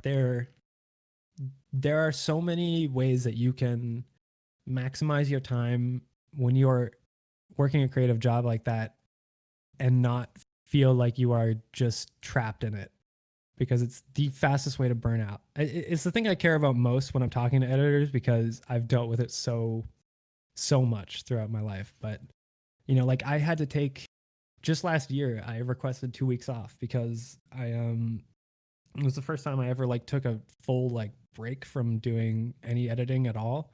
And I just explained to like my bosses that, hey, I'm just not in a great headspace right now. And the people that I work with, I genuinely love everybody. Like TSM has truly been the best to me, like hands down, like the best org that I've ever worked with. And they're very understanding of stuff like that. Like if you need time to figure your stuff out, you know, they gave it to me, and I was able to just kind of like have my friend take over for a bit, and being able to just like take some time for myself. I was able to, in that 2 weeks, realign what I wanted to do and come at it with a different approach. And ever since that break, I felt very, very fulfilled in my job. It was like it was a big changing point for me. So I think, you know, if you're an editor that's been struggling with that, maybe consider that as well, because it can be very healthy, even though it's scary to think of taking a break or stepping away in a time where everything moves so fast. I promise there's still going to be stuff when you come back. Like there's always going to be an editing job, even if, you know, taking time off requires you to maybe not work the current job you're with. But if you're truly not happy, I think it's worth it to just take that time to yourself, because there will always be work. That's a scary thing to say. I understand. It's so much easier said than done, but truly, like, mental health above everything, dude. It's very, very important to remember that. In a world where people are very hesitant to take time off from a corporate job, like an office job, they don't want to take their actual allotted paid time off. It must be 1,000 times harder to take time off from a freelancing position, or like a job like you have, where you it's not like you don't go into an office every day. It's like you set the terms of what you work. And yes, actually, I'm really happy you just kind of like touched on that, because it's really important to, if you're going to be working from home, figure out your schedule and figure out the way that you want to tackle the day. Not having, and I'll only speak from my experience, but I know that anytime I didn't have a schedule, and that was pretty much the entirety of my editing career up until the past 2 years, I just kind of lived in a constant state of like stress and knowing what my deadline was and wondering how I was going to get there. But, you know, once I started waking up and being like, all right, I'm going to work this set amount of hours today, like a normal person would do at a normal job, and I can commit to that, I actually found myself getting more, like more bang for my buck out of those hours, because I knew when I was working till, I knew like that I wasn't going to be working all night. And so I had more energy to tackle the work in the allotted time that I gave myself. Like setting yourself a schedule is huge for working at home and working as a freelancer. And separating yourself from work. Most of my free time goes into gaming, so it means I don't leave my desk. Like I literally close my editing program, open a game. You know, my physical, I don't change physically at all in that process. So like learning to be like, okay, maybe I should step outside for a bit before I do that. You know, give myself some time to just kind of whatever. You need that. And Yeah. yeah, dude. All the if you ever look up, and this is like a weird hole to get into, but if you ever look up motivational like YouTube content, that's like Mhm. always the biggest advice they give, like how to separate your work from your non-work. Yeah, Even if you absolutely. have to work at the same desk, like the advice that they always give is like make an office, and like make an office where you But can go yeah, to it. You can always do something like that because yeah, sometimes you're just a you dude with got a limited computer. space sometimes. Yeah. Yeah. And you um know, especially goes for editors. I think a lot of us are just kind of in our rooms. You know, mhm. we got a PC in our room, and like me, I have a problem with, you know, I used to actually have a little office for my desk, but I would still spend my entire day in there because I still need that PC to game on. So, you know, after the editing, it's not like I was really leaving the office at any point. I was just spending all my time in the office. So I was Yeah. like, all right, I'm going to move myself back into my bedroom because to me, it was just more kind of comfortable that way. And I found that it works for me, but I know that uh, it can be really valuable to have like a separation if that's possible. Like if you have the space to do that, and truly, that's it's definitely a privilege to be able to do that because not many people have the space to be able to like dedicate one room to something. But really, if you can do that, it would be. I think it would go a long way. Yeah. Um, And if you can't do that, like exactly what Spook said, make a mental barrier between the two. Like get up, yes, go for a it walk, make a it requires sandwich. effort. Yeah. Like you really have to think about it. Um, I mean, making a schedule for yourself, like even Google Calendar, just on your phone, you can have it so it will pop up like, hey, this is your time to work until then. Just follow your Google Calendar that you set up for yourself. If you really want to go about it, just like set it, take a few hours to plan out your week, and not a few hours, literally an hour or 30 minutes to plan out your week, and stick to it, and you will feel fulfilled. I promise. Um, you know, you don't have to stick to it like dead on, but Yeah, just giving you don't have some to be sort a of structure manager to for your life. yourself to where you're like, "Hey, why aren't Yeah. you at your desk at 3:30 p.m.?" But Yeah. just try to bring enjoyment to yourself when you're doing your work, and don't treat it like a job, but don't treat it Mhm. like a soul-sucking job. Treat it like a job that you want Yeah. to do. Exactly. It's very easy to get lost in the fact that I struggle with the fact that this is a thing I love doing creatively, but sometimes I really dislike it when I have to do a project that I'm not enjoying, or I don't enjoy the content I'm working on, or it's something that I'm getting a ton of like back and forth on, and it's just frustrating. But still, at the end of the day, I really love what I'm doing. And so being able to still appreciate that is kind of the only thing that keeps me going during those tough times, because it will happen. You know, being an editor, you're going to get projects that you really don't want to do, or just like zap you creatively, because you can't, I mean, you just can't have good projects all the time, you know? Mhm. Um, so being prepared to deal with that stuff is huge. Man, there's a lot of it really is just it comes in time for sure, but if, you know, any advice I can give would to excel that for some people would, I'd feel a lot better, because I know how much I've struggled with like being able to just balance those things and feel fulfilled in my job. So I think it's just important to focus on. Try not to ignore it. If you feel like you haven't been focusing on it, just put some time, just put some thought into it. You know, like what really do your days feel like? You know, and I think some people might find that there are some stuff they could improve on. I definitely did. Yeah. I'm actually dropping a couple frames right now, which is bothering me, but I'm gonna try to ignore that. The frames. Yeah, the Oh frames. God. All right, so moving on to the next point that we're gonna talk about. Um, you don't have to name any specific examples or anything, but just in general, Mhm. like how have you seen clients, private or professional, or like esports organizations, treat editors or mistreat them? Let me turn this bad boy off here. So a lot of it has been not paying on time. But the majority of these issues come when an editor is working directly with a streamer, and they either have just themselves, themselves being the streamer, managing the payments and everything YouTube on the YouTube side, and just only having their editor, or sometimes they'll have like a manager. And a lot of these people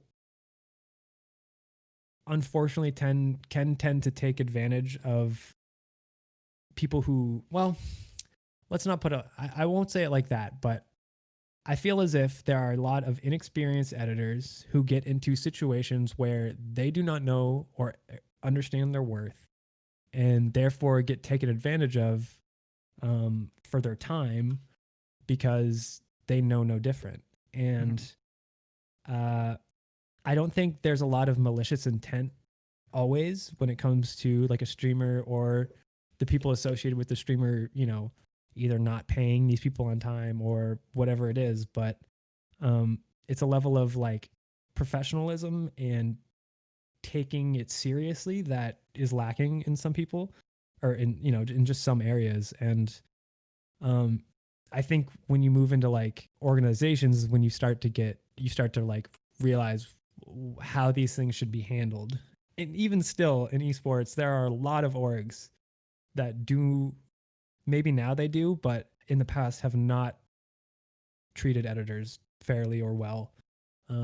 But things slowly are changing, like it's, you don't really they don't get away with that as much anymore, at least from my experience, only from what I've seen. It's really hard to speak on that in general, because I've kind of removed myself a bit from the editing community, and just like not really keeping up, in just a sense, I don't really keep up as much with like what people are doing right now. But yeah, man, I think most of it just comes down to like not paying people, or just paying super late. Not that's the worst one, and it's always that, it seems. And something to remember when you're dealing with streamers too is a lot of them started just like editors do. They start out, they don't make any money. They put all their time into it. They do everything for ridiculously low return. And they get into that mindset of, I want to make content and I put in so much effort into this. And then they get somewhat successful and they need to hire an editor for their thing. And they're like, man, I used to do this I spent like an hour on this every day and I could do it. My time is worth nothing. Why should I pay this editor this money? So that's the mindset. And a lot of them are kids, like emotionally and on an experience level, people are from 18 to 25 don't have that knowledge coming in, and they don't really understand to respect. They don't have the empathy to respect other people's time and money. Yeah, it's that level of understanding. And thankfully, over time, that's kind of, people have been learning. And it's, there were a few years where it was very rough, I think, just in general for editors. Like I think there was a period of like time where the majority of editors felt like they weren't getting what they deserved, or they weren't being treated fairly in the jobs they were at. That still happens a lot, sadly, but as time has went on, I think more people are being held accountable because people don't really let that slide anymore as much, but also just they're learning, people are learning how to deal with managing and paying people. Like if you're a streamer and all you've ever done is play games and stream it, you don't know how to run a business. You don't know how to like manage a payroll. If you have multiple editors, get a manager. Like get a manager, please. Get someone who can do both. Yes. I mean, like people, and people have been doing that recently, which is great, because, having a streamer try and handle everything can unfortunately lead to just so much confusion and like just worrying for an editor that is really not necessary for anyone involved. But yeah, it's hard to speak, specifically the issue. Mostly it's always been like people not paying or paying on time. Yeah. That has been just consistent through the years, and probably always will, as there's always people who are just kind of shitty. But I think they also editors talk to each other. People know who not to deal with when that happens. So you got to consider that as well. Like, Yeah. And people know. if you get into a situation where you're approaching or you're being approached by a content creator and they're trying to give you a some sort of like BS about, hey, why don't you make a few videos for me and we'll see how it works out, and if it does well, then you maybe Yeah. can get this low base fee with like a percentage on top or something like that. It's sometimes Just they mean well, but 9 times out of 10 that's yeah. not going to be a good situation for you to be in. Mm-hmm. If they can't afford And to pay you your rate for like 1 or 2 videos just to try it out, yeah, one, they're not a absolutely. very Like successful streamer, or two, they're very greedy and yes, they don't want to give you money. yeah, trial videos I don't like at all, because as an editor, your skill set can be viewed truly just by the content you've made. You do not need to make a test video for somebody. If they want to do that, they should be paying you for your time. I really, really hate the concept of doing trials for a channel and doing unpaid work. And I know people who do that absolutely always mean well for the most part, but because they truly are just trying to find the perfect fit, right? But that effort should not come from the editor. It should come from the person who is trying to find the perfect fit. Mm-hmm. If you can't take the time to go through an editor's portfolio and look at what they've displayed to you as their best work, and you can't make a judgment based off of that, then if you want to go into the next step, you have to pay them for their time. Like, the you if you really want someone to give your content a shot, they should always be paid for their time. It's just kind of the bottom line. Yeah. Um, And that and really underlines the importance of making yourself a portfolio that somebody can yes, quickly and easily go through and see if they like you. Because if they try to pull, if you have a portfolio that you think is a very good and accurate representation of the work that you're capable of doing regularly, then there's no reason that they should be able to go through and say like, hey, do you want to make a video for us for no money? If they want to pay you, sure, there's nothing wrong with that. But there's no reason they should say, hey, do you want to make a video for us for no money and see if you really like just it? to And see how it works. Yeah, and like, it's worse if they put that video up on their channel. If it's like, oh, if absolutely. if they just take your video and just like, I don't like it, I'm like, okay, whatever. It's a shitty thing to do, but whatever. But if they put it up on their channel and they're like, oh, maybe we don't want to move forward because of your price or your content style, that's just, they're stealing from you basically at that point. They really truly are. And you know, it's unfortunate that I've done videos for exposure before. Like, it's stuff that I think every probably established editor has done. And you know, I know so many people who have meant well and truly just like either couldn't afford to have an editor and just, you know, really wanted to try making content with somebody. And I don't think there's any harm in that, but I think as an editor, if you are trying to make money and you feel like you're being taken advantage of, just don't do that stuff, please. Like, don't do trial videos for free. That's one advice I'll give for sure, is never do a trial video for free. I don't like the concept of trial videos in general, but if they're going to do it, if they're going to make you do it, make them pay you. And if they won't, then truly, I think they are going to try and they won't be the best to deal with moving forward, most likely. Yeah. Is my opinion. But who knows? You know, it's hard to make a blanket say. I'm not one to make blanket statements, you can tell, but still, I really just I hate that shit. Think So of it much. this way: if you're coming in and you don't want to do a trial video, but you do it anyway, and it doesn't work out, not only have you reinforced the idea in that streamer's mind that they can do this to other people, Yeah.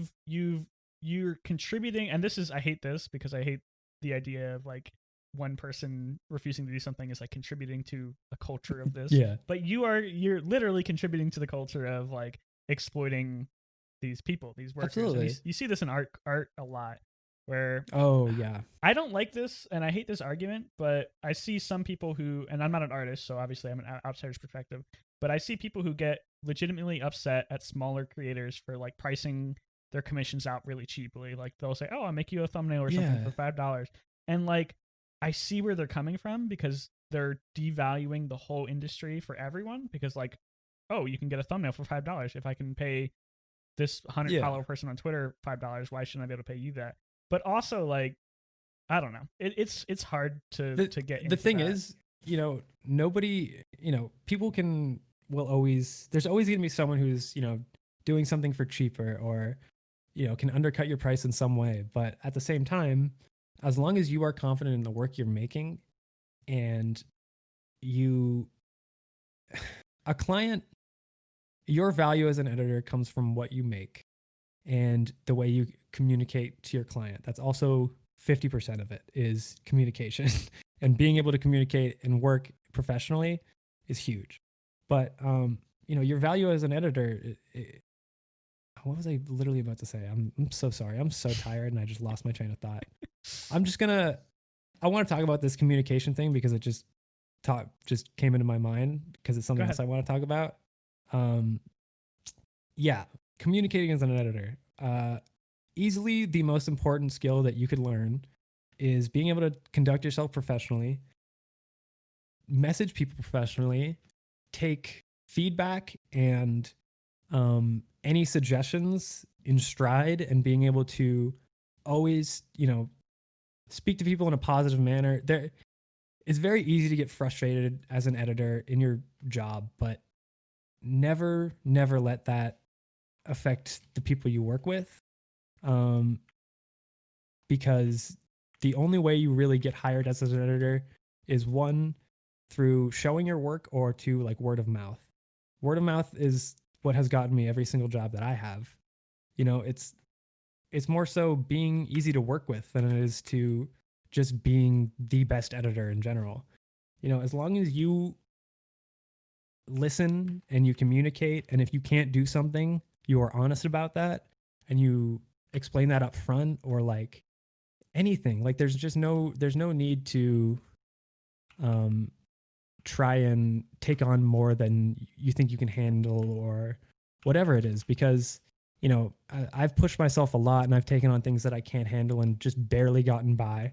And I've also been pretty miserable doing it. So like it can work, but it can also it really works against you. And also, like, I'm going on so many tangents right now, but And that's just learn to literally communicate. every podcast we have is just like, it's tangents to the show.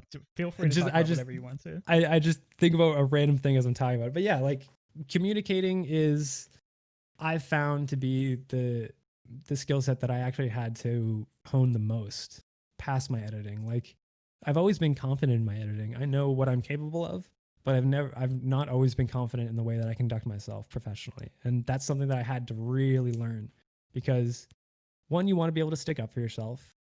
You want to be able to feel like your word is taken seriously. If you do your job well and you communicate in a good way with your clients, like, they will take your opinion seriously. They will value it.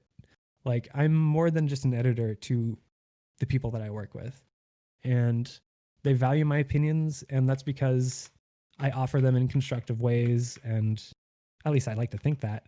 I really hope they do.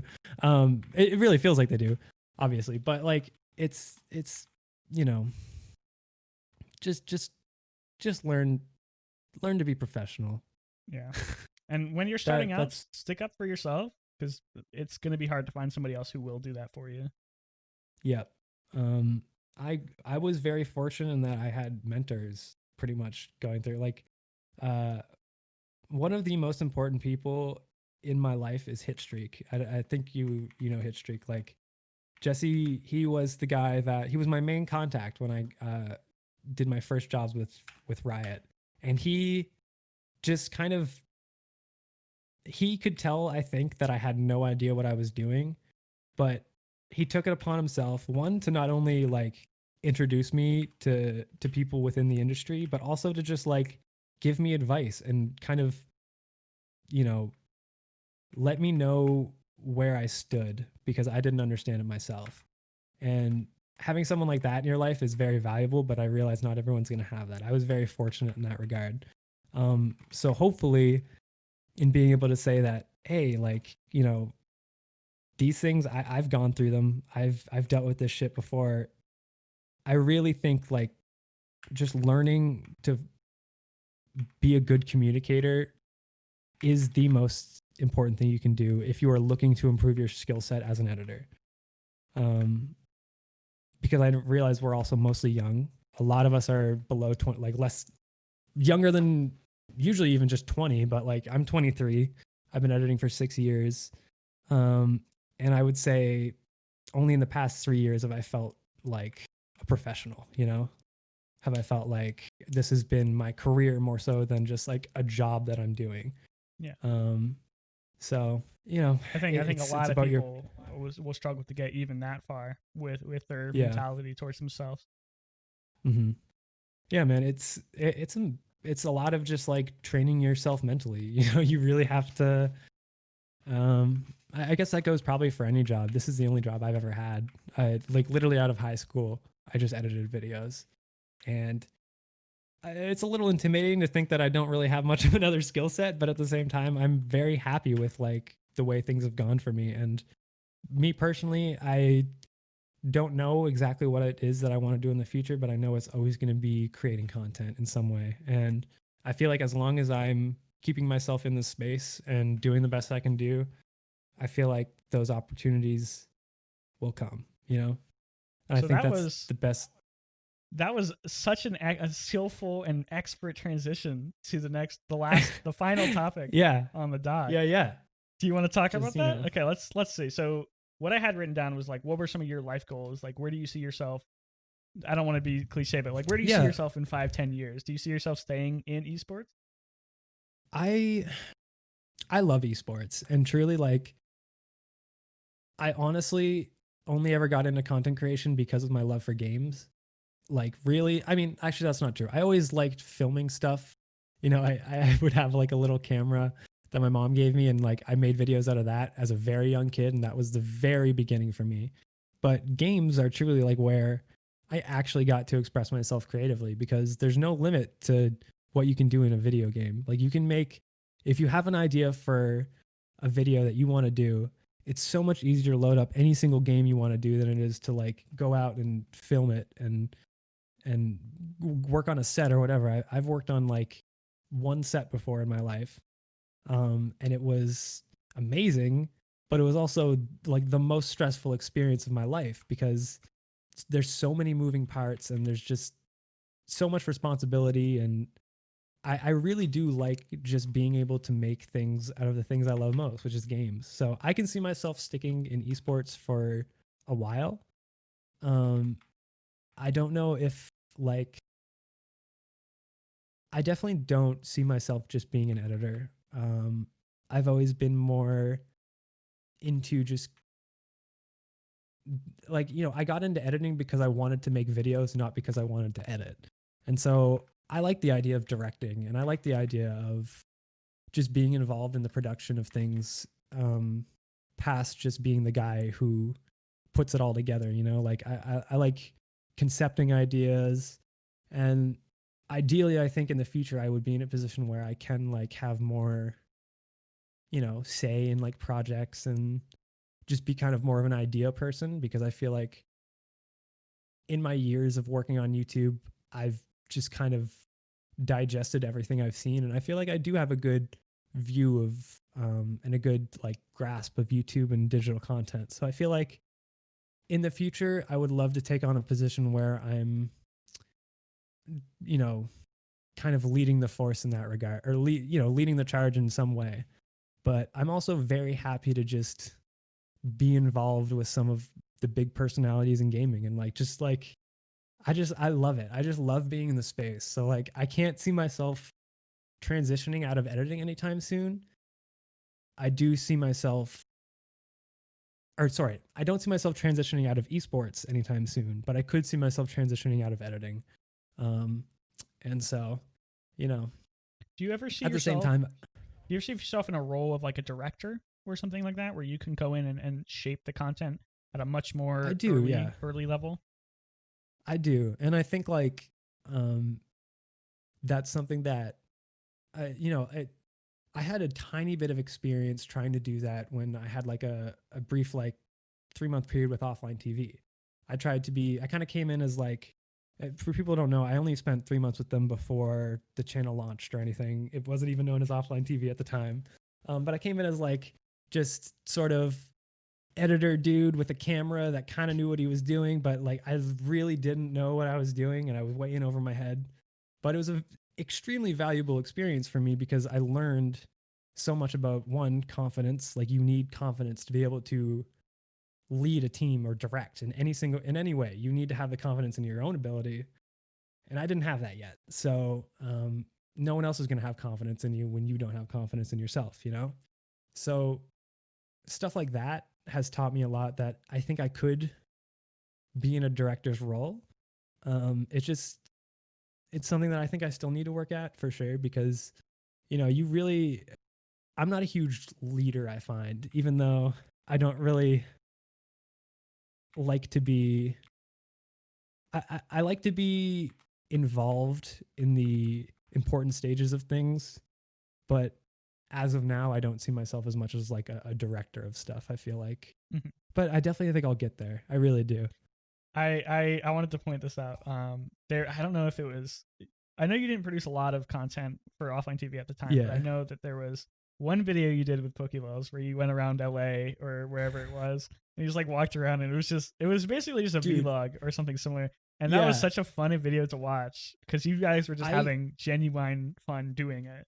I genuinely can't tell you, like, making those videos with Poke is my absolute favorite memories of that entire experience, because one, I mean, looking back at them, I couldn't even hold the camera steady because our setup. So I think the video you're talking about is we went to this VR convention in LA, and I just kind of followed him with the camera. Our idea was like, he's just gonna go in there and just be himself. And so what we did, we had a lav mic set up on him, and this was my first time ever using equipment like this. All I knew how to do was point my camera at somebody, and so in my ear, in my headphones, I'm able to hear everything he's saying. This is my first experience with this. I don't know if this was the right move for us, because I really should not have been able to hear what he was saying, because it just made me laugh the entire time. Like, I should have just taken it out. But the entire time I was laughing, and I didn't realize it like this before. But you know, when you zoom in with a camera, when you zoom the lens, you know, any slight movement is going to be very, very jarring on screen. And that entire video is just the entire screen shaking because I'm laughing at every single thing he's saying. He literally just went around this convention and he did kind of his character that he does in VR, which is just this, just a dumber version of himself. And I love it so much because he would get the absolute weirdest reactions out of people. And then he would look to me and I would just be there with my dumb ass behind the camera with a big old smile. And then he would laugh at me. So it was like, that whole dynamic was one of my favorite things of that entire experience. And I honestly, I feel like I could make so many videos with Poke just exactly like that, and they would always be the exact same amount of fun. You know, like I would always enjoy that. That was the best experience.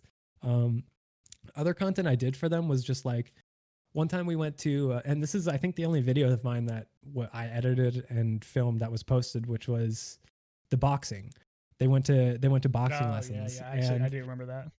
That shit was so funny. That whole experience, like, I remember the idea of coming up with like, we're gonna wake them up at 5 a.m. And just like they all knew that it was coming, but still that morning, I've never felt like. That is the first time I've ever seen Poke seem like truly angry at me. I've never like, I still remember that. And I felt so bad waking up all these people that like, I felt like the small fry, obviously, you know, like I didn't, you know, I was very, not confident in myself and during those times. And so like trying to do content like that where I felt like I was being so disruptive, I remember feeling just so out of place, man. Like waking up, streamers really hate to be woken up early in the morning. Yeah, man. I was just about like to say this. Gamers in general and Gamers streamers specifically do not wake up early. That is just not something that they're good at. But like my entire experience in that house, man, was like so invaluable to me. Obviously, like it didn't work out in the sense that I wasn't the right fit for them. But at the same time, like I genuinely value that experience more than I think any other job I've ever had. It wasn't a job, it was just me being there trying to make it work. But like to me, it still was like a very pivotal moment because I figured out one, what I would need to do moving forward if I wanted to ever do something like this again, you know?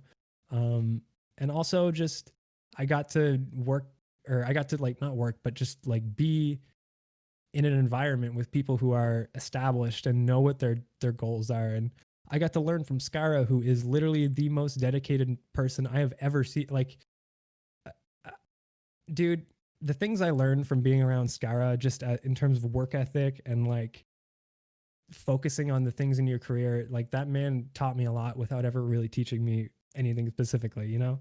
So like that whole experience was very invaluable to me. And so I think like I would love to do something like that again where I am involved in person. You know, I eventually I had plans to actually film vlogs with Myth, but then everything kind of got locked down. So that didn't even end up happening this year. But like that was going to be my kind of like transition back into that, I think, was like trying to film just vlogs with him. I think it would probably go somewhat in the same way that it did with Poke, where it's just two guys just going around filming shit, and I think it would have been a really good time. And I think it still will. I hope it still happens. Because would you move to LA? So my original goal for a long time was to move to LA, and it very well was going. It was going to happen at one point. I had everything lined up. Everything was perfect, but my personal life kind of just didn't line up with it. And then as I kind of got over that and realized, you know, like once I had to make the decision to not move to LA, I started to kind of, at first there was regret, but then I started to realize that I think I just had a dream of being in LA without really understanding it. Once I started paying rent, really, once I started like understanding like the effect of money and just how being around my family I valued so much right now, at least, you know, it's, I think one day I would move to LA, but I don't think it's really a goal for me anymore like it once was. I was definitely dead set on that from like 17 to like 21. I was like, I'm moving to LA, bro. There, no one can tell me any different. I'm leaving fucking Nova Scotia, this small town. I'm gonna go live in the big city. And then I got the chance to do it, and I was like, oh shit, this isn't gonna work right now. So, you know, you gotta. I recently just moved to LA, and like it's an expensive city, like you said. Like paying the money to live here is just ridiculously hard. And it's just like it's hard. I've never been a very social person on the non-computer level. Like I consider myself pretty social, like online and stuff. I love talking to people online, but I do not go and do stuff well without people that I know. Like I don't go and be like, oh, I want to go to a bar and drink and stuff. I'm like, not really my style. It's hard. It's a hard city to live in, especially right now. I think I picked the worst time to move here. I moved here literally right before everything locked down, and I've been here for about 6 months now. And it's just Truly, that's very unfortunate. I once I settled in, I made a goal for myself. I wanted to go to LCS. I wanted to meet up with a bunch of my friends out here. Charlie, who's actually in chat right now, I wanted to meet up with. And I couldn't do it before because I was just in a situation where I just literally couldn't get away from what I was doing. Yeah. And now I can't do it because everything's closed. Nobody wants to die. Yeah, man. It's hard. Yeah, dude. That is like, in terms of moving to LA, I don't think unfortunately, I think you actually just got the shittiest hand in that regard. And I feel so sorry. Yeah, it's even worse. It's even worse because but at the same, I was saving so much money because the office that I work at, it had free food and like free everything, and I could just go there and but eat. Now you don't have. Now I don't have free food, and they haven't been like, hey, maybe we can give you some money for free food. So I'm paying. I never had any bills anyway, other than like rent and food. Like that's just basically 90% of my expenses. So like putting food back on top of the rent is just, it's hard. But yeah, I don't know, dude. Yeah.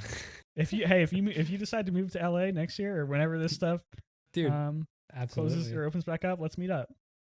Absolutely. I mean, I'm 100% going to be going down there, hopefully kind of frequently. I would love that.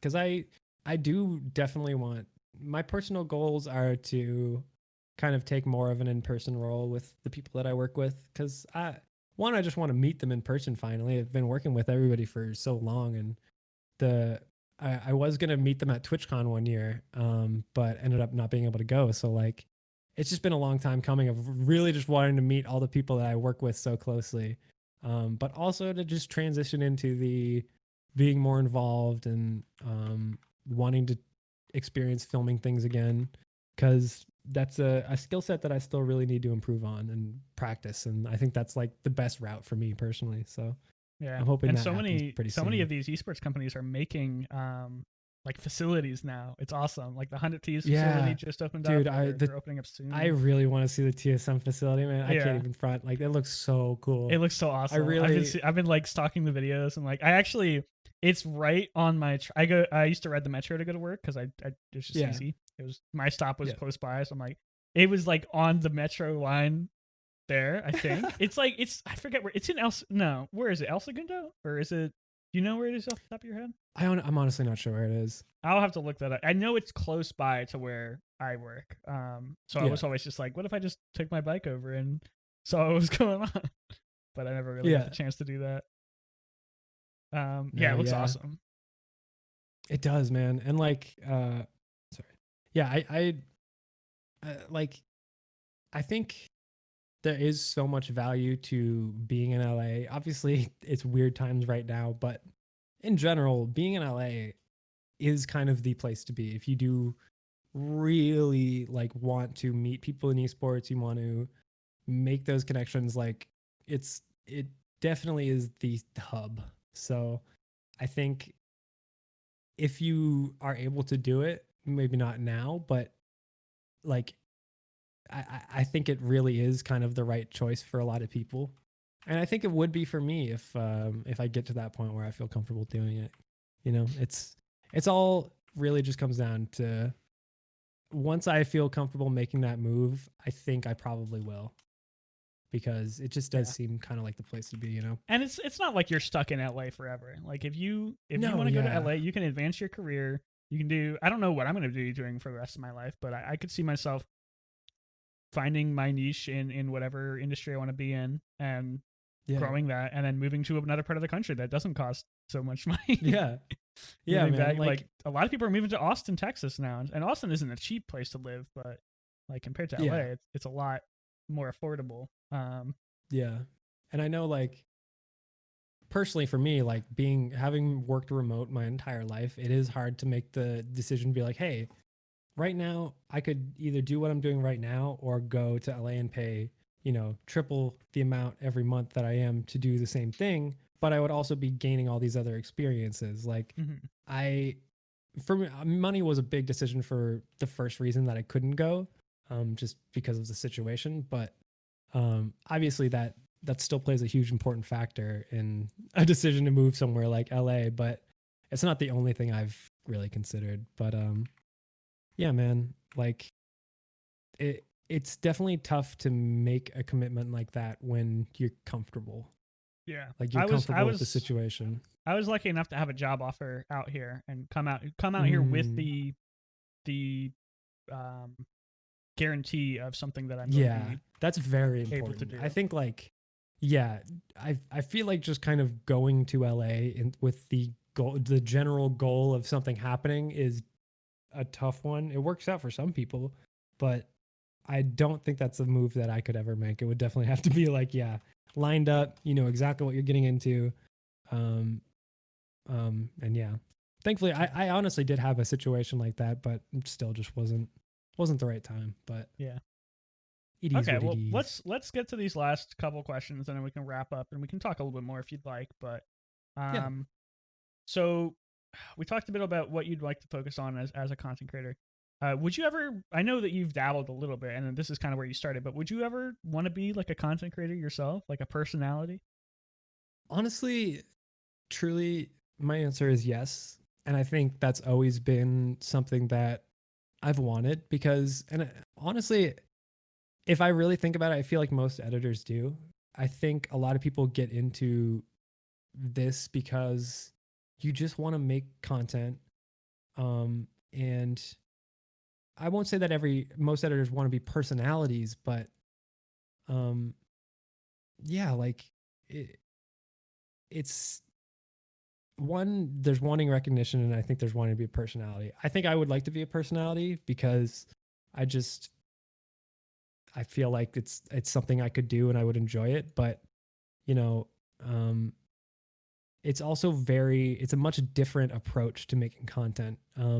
Focusing, I found that anytime I've edited something with myself in it, I am very, very critical, and I have a very hard time getting past that.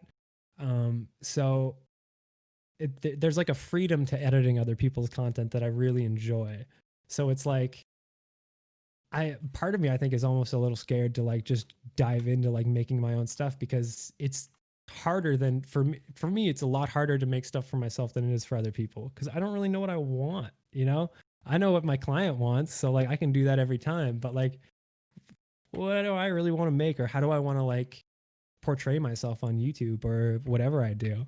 um Also, you know, definitely overthinking it, but I think, you know, that's definitely a hang up for me, and I think probably a lot of other editors, and why they kind of stick to just editing, even though I think a lot of us do kind of really want to be a personality in some way, because it's easier to just kind of do what you know, and it takes a lot of effort to establish yourself as a personality that I think I haven't got to a place where I've really wanted to do yet.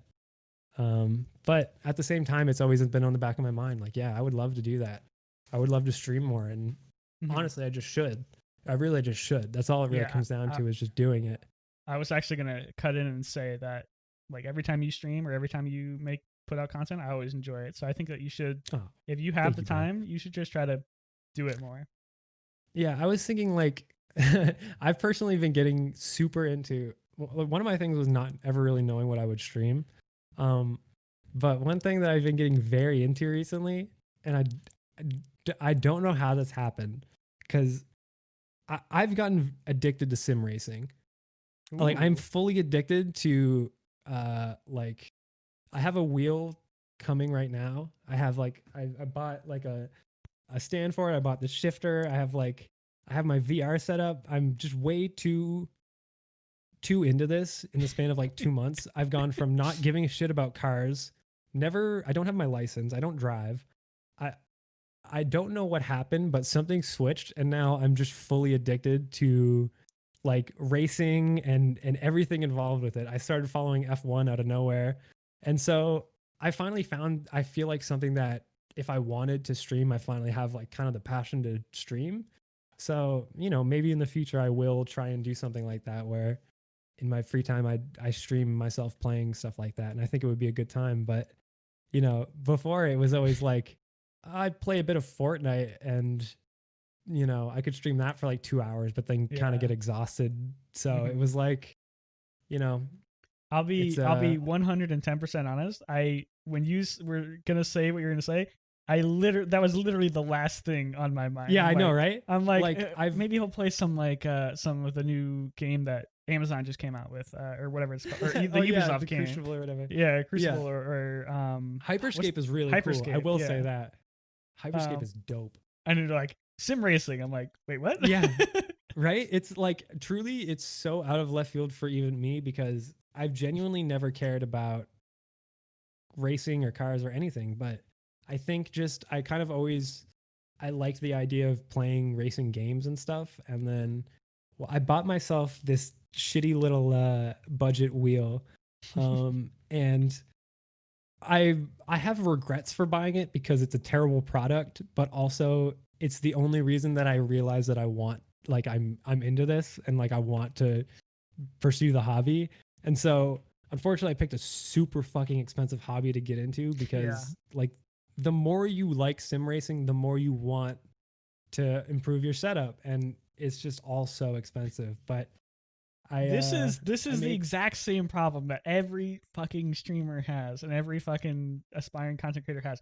They want to get into streaming, they want to get into content creation, and then they realize that you can always go higher for you can get a more expensive mic, man. you can get an audio Yeah. interface, you can get a $3,000 computer with a R9. It always feels like, you're not keeping up if you don't, but truly you're like, oh man, I wanna my processor can only do 1080p 60 FPS. I want to do 4K content. I want to do. It's like, oh, it's so expensive. If you just you need to learn when to just say like, this is good enough for the stuff that I'm doing, and this is more for the content creation side than for like the sim racing stuff. But but I mean, the truth is though, like, in order to stream, what do you really need? It's like, I feel like most gaming PCs can handle streaming at 720p, 30 FPS at the very least, playing pretty much any game you're going to want to play right now, and still be able to like play it. You might have to turn down your settings or whatever, but like, you can stream pretty much any game right now if you have like a just an everyday PC, but also console stream too. So like, they have streaming built into them. Really, it just comes down to starting the stream. I found, like, at the end of the day, it all comes back to like, I can have a better mic, but I also used to stream, and I feel like most people always had like the Blue Yeti USB microphone. Like, that was like the one that everyone had, and everyone's mic sounded the same for 6 years. Now people obviously have these crazy insane expensive setups, but it's like, you can still get by with that perfectly fine, and nobody's really gonna care. Like, people value the thing that I always go back to is, you look at streamers like XQC, or you look at streamers like Aris. There's a streamer called Avoiding the Puddle, Aris. I don't think he's dude, super. I love him so much. He is like, I wish I could catch his streams more, because I only ever end up seeing clips of him, and he genuinely brings me so much joy. He's Dude, so funny, and he has like his webcam is like a little. His it's webcam like is like a green, from half the time, bro. A green box on the right side. It's so low quality. It's like this. It's like this motherfucker's green half the time. And his it's just like, it works for him, and like, he doesn't. The fact that it works because he doesn't care. You're there for him, and I feel like nobody really goes to a streamer for their production value unless that streamer, literally their shtick is, production value. Like, Doc, who? He was known for, one, his character, but also his fucking insane level of production value. Just like the most ridiculous transitions and everything, just so much effort put into it. You don't need that. If you want to do it, I think that's dope, and you would have, honestly, there would be an audience for that, I think, but like, that's just not necessary. That's what you do when you are established and you have a literal full team of people working for you. Yeah, and there's another example of like, and these are the reason that I bring this up, because these are like the only two examples I can think of. Like the Sushi Dragon, his whole thing is like crazy production value and like cool live shows and stuff. But I don't think, unless you want to do something like that very specifically, I don't think it's good to focus so much on production. And I fell into this trap, and I think most people fall into this trap, where they want their production to be as good as possible, and they'll spend as much money as possible. I think that maybe if you're successful, that should definitely be a priority. Like, improve your production value as much as possible. But it shouldn't be how you start your content out. Like, you shouldn't start the game out with a $7,000 computer, with a DSLR camera, with big soft boxes everywhere, with I don't know, the SureTech like 8,000 mic or whatever. It's honestly, I feel like the most genuine approach, and the way to grow a genuine audience probably will always just be letting people see you for what you are, like, just like turning on stream and being yourself, and like running with whatever issues your setup might have. If you can do that and just let that happen, and I feel like you will grow a genuine audience who just wants to be around you. And that's me talking to myself right there, just telling myself that advice, because truly, like, that's something you need to remember if you do want to get into streaming, like I do. It's less about focusing on simplify your life too. Like, this is I'm not a successful streamer, so of course take everything I say with a grain of salt, but like, try to simplify your process. Grain of salt. I fell into the production trap. I have like a 2 PC streaming setup. I have like crazy audio interfaces and like all this stupid crap. And Yeah. I don't regret getting it or anything. But the process that it takes me to go live is such a Oh convoluted yeah, and just man. nightmare to get everything set up that I Yeah, just don't want to it's do it. I just don't want to do it. that's the other part of it for sure. Like once you add all this stuff, it's like then it becomes literally a process to get started. You know, having an insane audio interface is great until you realize like holy shit, managing an audio interface is the most fucking confusing thing you could like. I hate it. I hate Yeah, working with audio. yeah. That's So just my opinion. Bro, I hate it so much. I'll I show this hate on it. stream, and if you're listening to the show, I video guy. apologize. I'll try to explain it. This Yeah, is a virtual autoface called or interface called Yeah. Voice Meter Potato, I hate and this ugh. is what it looks like. And it's virtual, so obviously it's a little more convoluted than like an actual physical hardware. But also a physical hardware interface on this level would be like $6,000 or something like Dude, that. So this is voice like meter. $8. Yeah. This Is the program, stuff I have to deal with. Yeah. This is what I like, use to port my audio over to my second PC. This is like all the mixers, and dude, we have yeah. like it's a pain in the ass. It's audio to me has always been just like a total mystery in terms of how it works because I don't know why. Like I can perfectly manage video, but when it comes to like any sort of like routing stuff through an interface, like my mind just goes blank. And I have like the smaller, I have voice meter banana just literally just for my mic. Mm-hmm. And just getting that alone set up, I eventually just gave up and asked someone else to do it for me because I couldn't. So it's like, man, I'm getting into stuff like that. Not downplaying voice meter because it is actually a super powerful tool. If I wasn't afraid of like completely breaking everything, I would show you like what my mic sounds like before voice meter and after. Yeah, it's not as pronounced. But it's way too scary to do that. It's way too scary live on the show. If you want to hear it, like maybe I'll do it after the show. But yeah, you could do a little. It's like if you have a cheap microphone, and I had a $50 ATE 2100. It was like it was super cheap. It wasn't a great mic, but it sounded pretty good. Like if you go back 2 or 3 years to my old clips, you'll see what I sounded like. I didn't sound great, but I sounded pretty good. And if you look at pre-processed audio from that, it sounds like garbage. Yeah, you can hear keyboard, you can hear the fans and the computer. So not knocking voice meter because it's such a useful and powerful tool, but it's also just a massive, utter pain in the ass. So dude, if you don't have to use it, don't because truly it will bring you nothing but pain.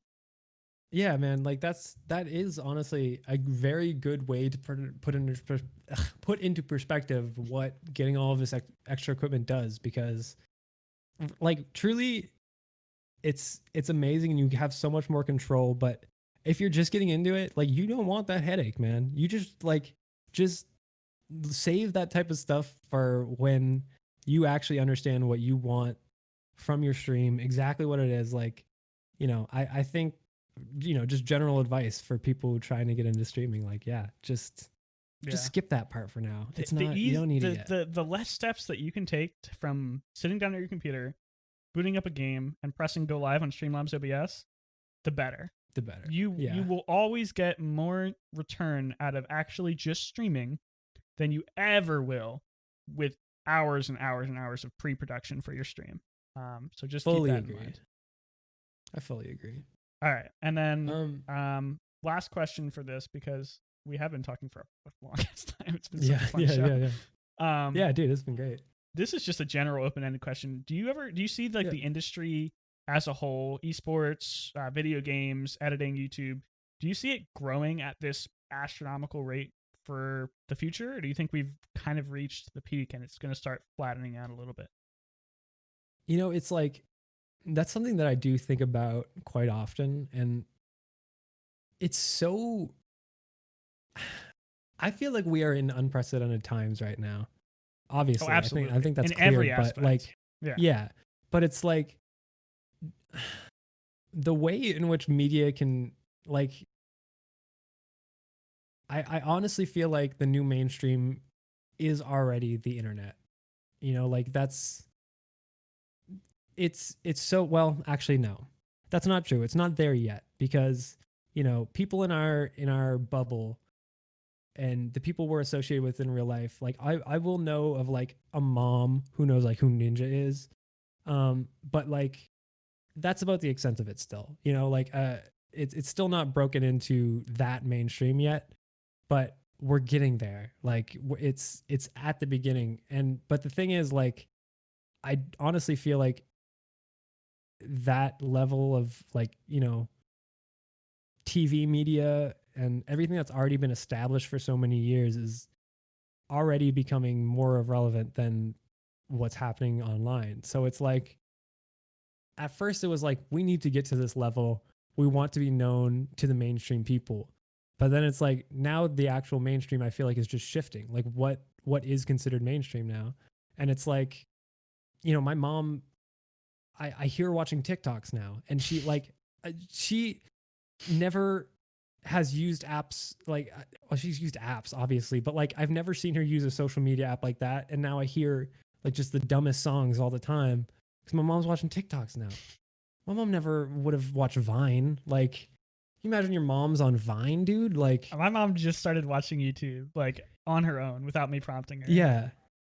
I got my mom a Chromecast, and I think she's maybe used it like twice in the past few months, but like we're getting there, bro. Like, I don't know, man. It's hard. It's I harder. honestly, I will say it's way harder to get old people to change their ways, but it is. just in terms of like the natural progression of things, I think you're 100% right. I think we're gonna get to the point where maybe football and maybe CBS shows at 9 aren't gonna be the main anymore. Like, I don't even think they are right now, but definitely not in 20 years.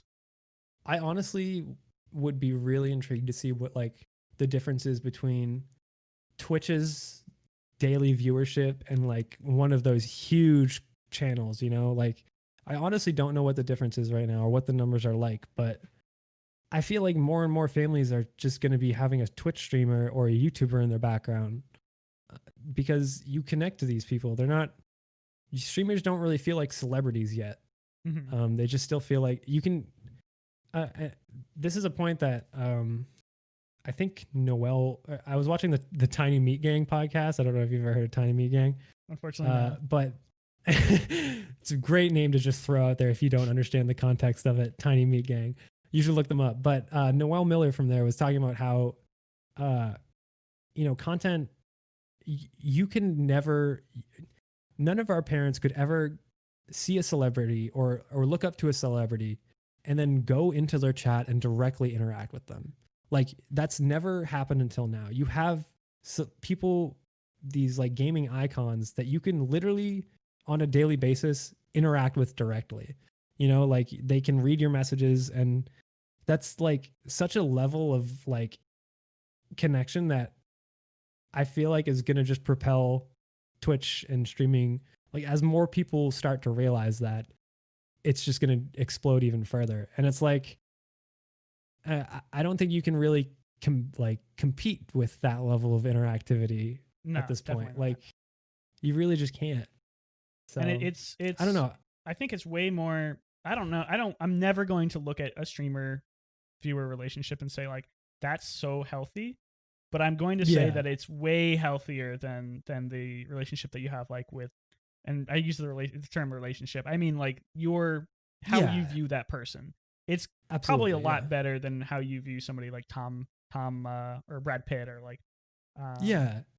Like you get a view into their life. You get to, which is also in the same way kind of crazy, but like they aren't as elevated. I feel like they're more. You can see them more as people because you have that constant stream of consciousness coming from them. And then you also see like their Twitter and their Instagram, and they're posting. You see them unfiltered. You see what's happening with their life more. And there's so many ramifications about like what that does to people. And I don't want to get too much into that. Absolutely, but there's a whole other side to that. There are people who will get obsessed with streamers, and then they'll base their entire reality upon like the reality that these people put out, and it's dangerous. Maybe we can. I don't know. I wanted to bring this up because like we filled 2.5 hours so well that like maybe in the future, if you want to come on again and talk about some other stuff, I would love to. Yeah, genuinely, I'd love to have you back I would love on the to. show. But there's so much stuff to talk about in terms of like how streamers are interacting with viewers, but I think that what Spooks is saying is where when compared to celebrities from the last century, it's going to be ridiculously hard to compete. Like you'll still have like artists like Kanye West and stuff who are going to be like these mega stars above everyone else, but like how far behind is Ninja and how far behind is Dr. Disrespect if everyone ever figures out what happens to him? I honestly think Nick Merckx will be probably one of the biggest figures in entertainment in like the next 5 years. Like Nick Merckx himself, that's one of the streamers that I see just growing so enormously large, just because I think he has the personality and the ability to transition to a mainstream like celebrity like that. But like, yeah. And I mean, there's so many streamers like that, but that's just like the first one that came to mind is like Nick Merckx, you know, like I fully see him as a world celebrity at some point in the next 5 to 10 years easily.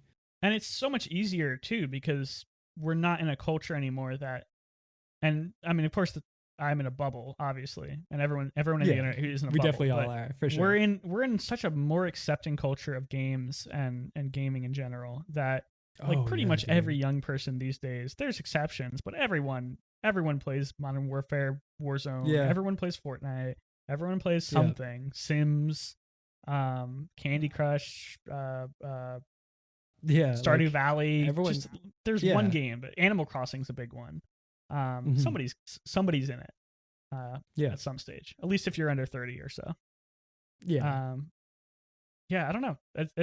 That's definitely a topic. It's hard to compete with that level of connection, for sure, dude. I would love to come back on. Yeah, maybe we'll talk about that. We've pulled this out pretty quick. Okay, so let's wrap things up. I wanted to thank Spooks again. Such a ridiculously good guest. Probably one of the most enjoyable people I've had on just to talk to.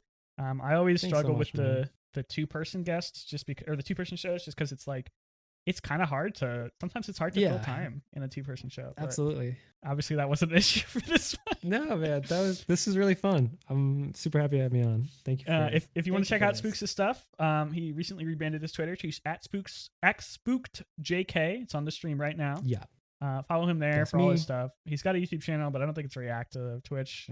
It's not. Maybe in the future, you know? Yeah. We talked about it. Maybe you'll see him driving on the F1 track in the future. Yeah, man. I'm going to be a future virtual F1 star, so be on the lookout for that. You will see me competing in virtual races in 2021. Yeah. That's so probably the best way to keep up. The best way to keep up with Spooks is check out his Twitter. He'll keep you apprised if you want to. That is the best way to reach me is my Twitter. Yeah. And of Thanks course, so much again, man. If you like the show, if you like the podcast, check us out we do this live on YouTube, usually every Wednesday, but sometimes that changes. I'll talk about that more in a second. We do it live on the show at twitch.tv/Nighthawk20,000 every Wednesday. If you can catch it live, you can always watch the video on our YouTube channel, youtube.com/Nighthawk20,000. I'll be uploading highlight clips of each episode for easy sharing, like 10 to 20 minute clips. So if you don't want to watch the whole thing or you don't want to share the whole thing, you can share those for a friend. For an example, one of the ones from this episode will probably be where me and Spooks talked about how to get into editing when you're first starting. And if you can't watch the show live or you can't watch it on YouTube, always watch it on Spotify or listen to it on Spotify, iTunes, Google Podcasts. It's on all of those platforms. So listen to those. Give us a follow and a rating if you want. Helps the show out. And share it with your friends if you want. And as always, thank you to every single one of you who keeps watching and keeps listening every week. I appreciate you guys so much. Thanks so much. Have a lovely evening.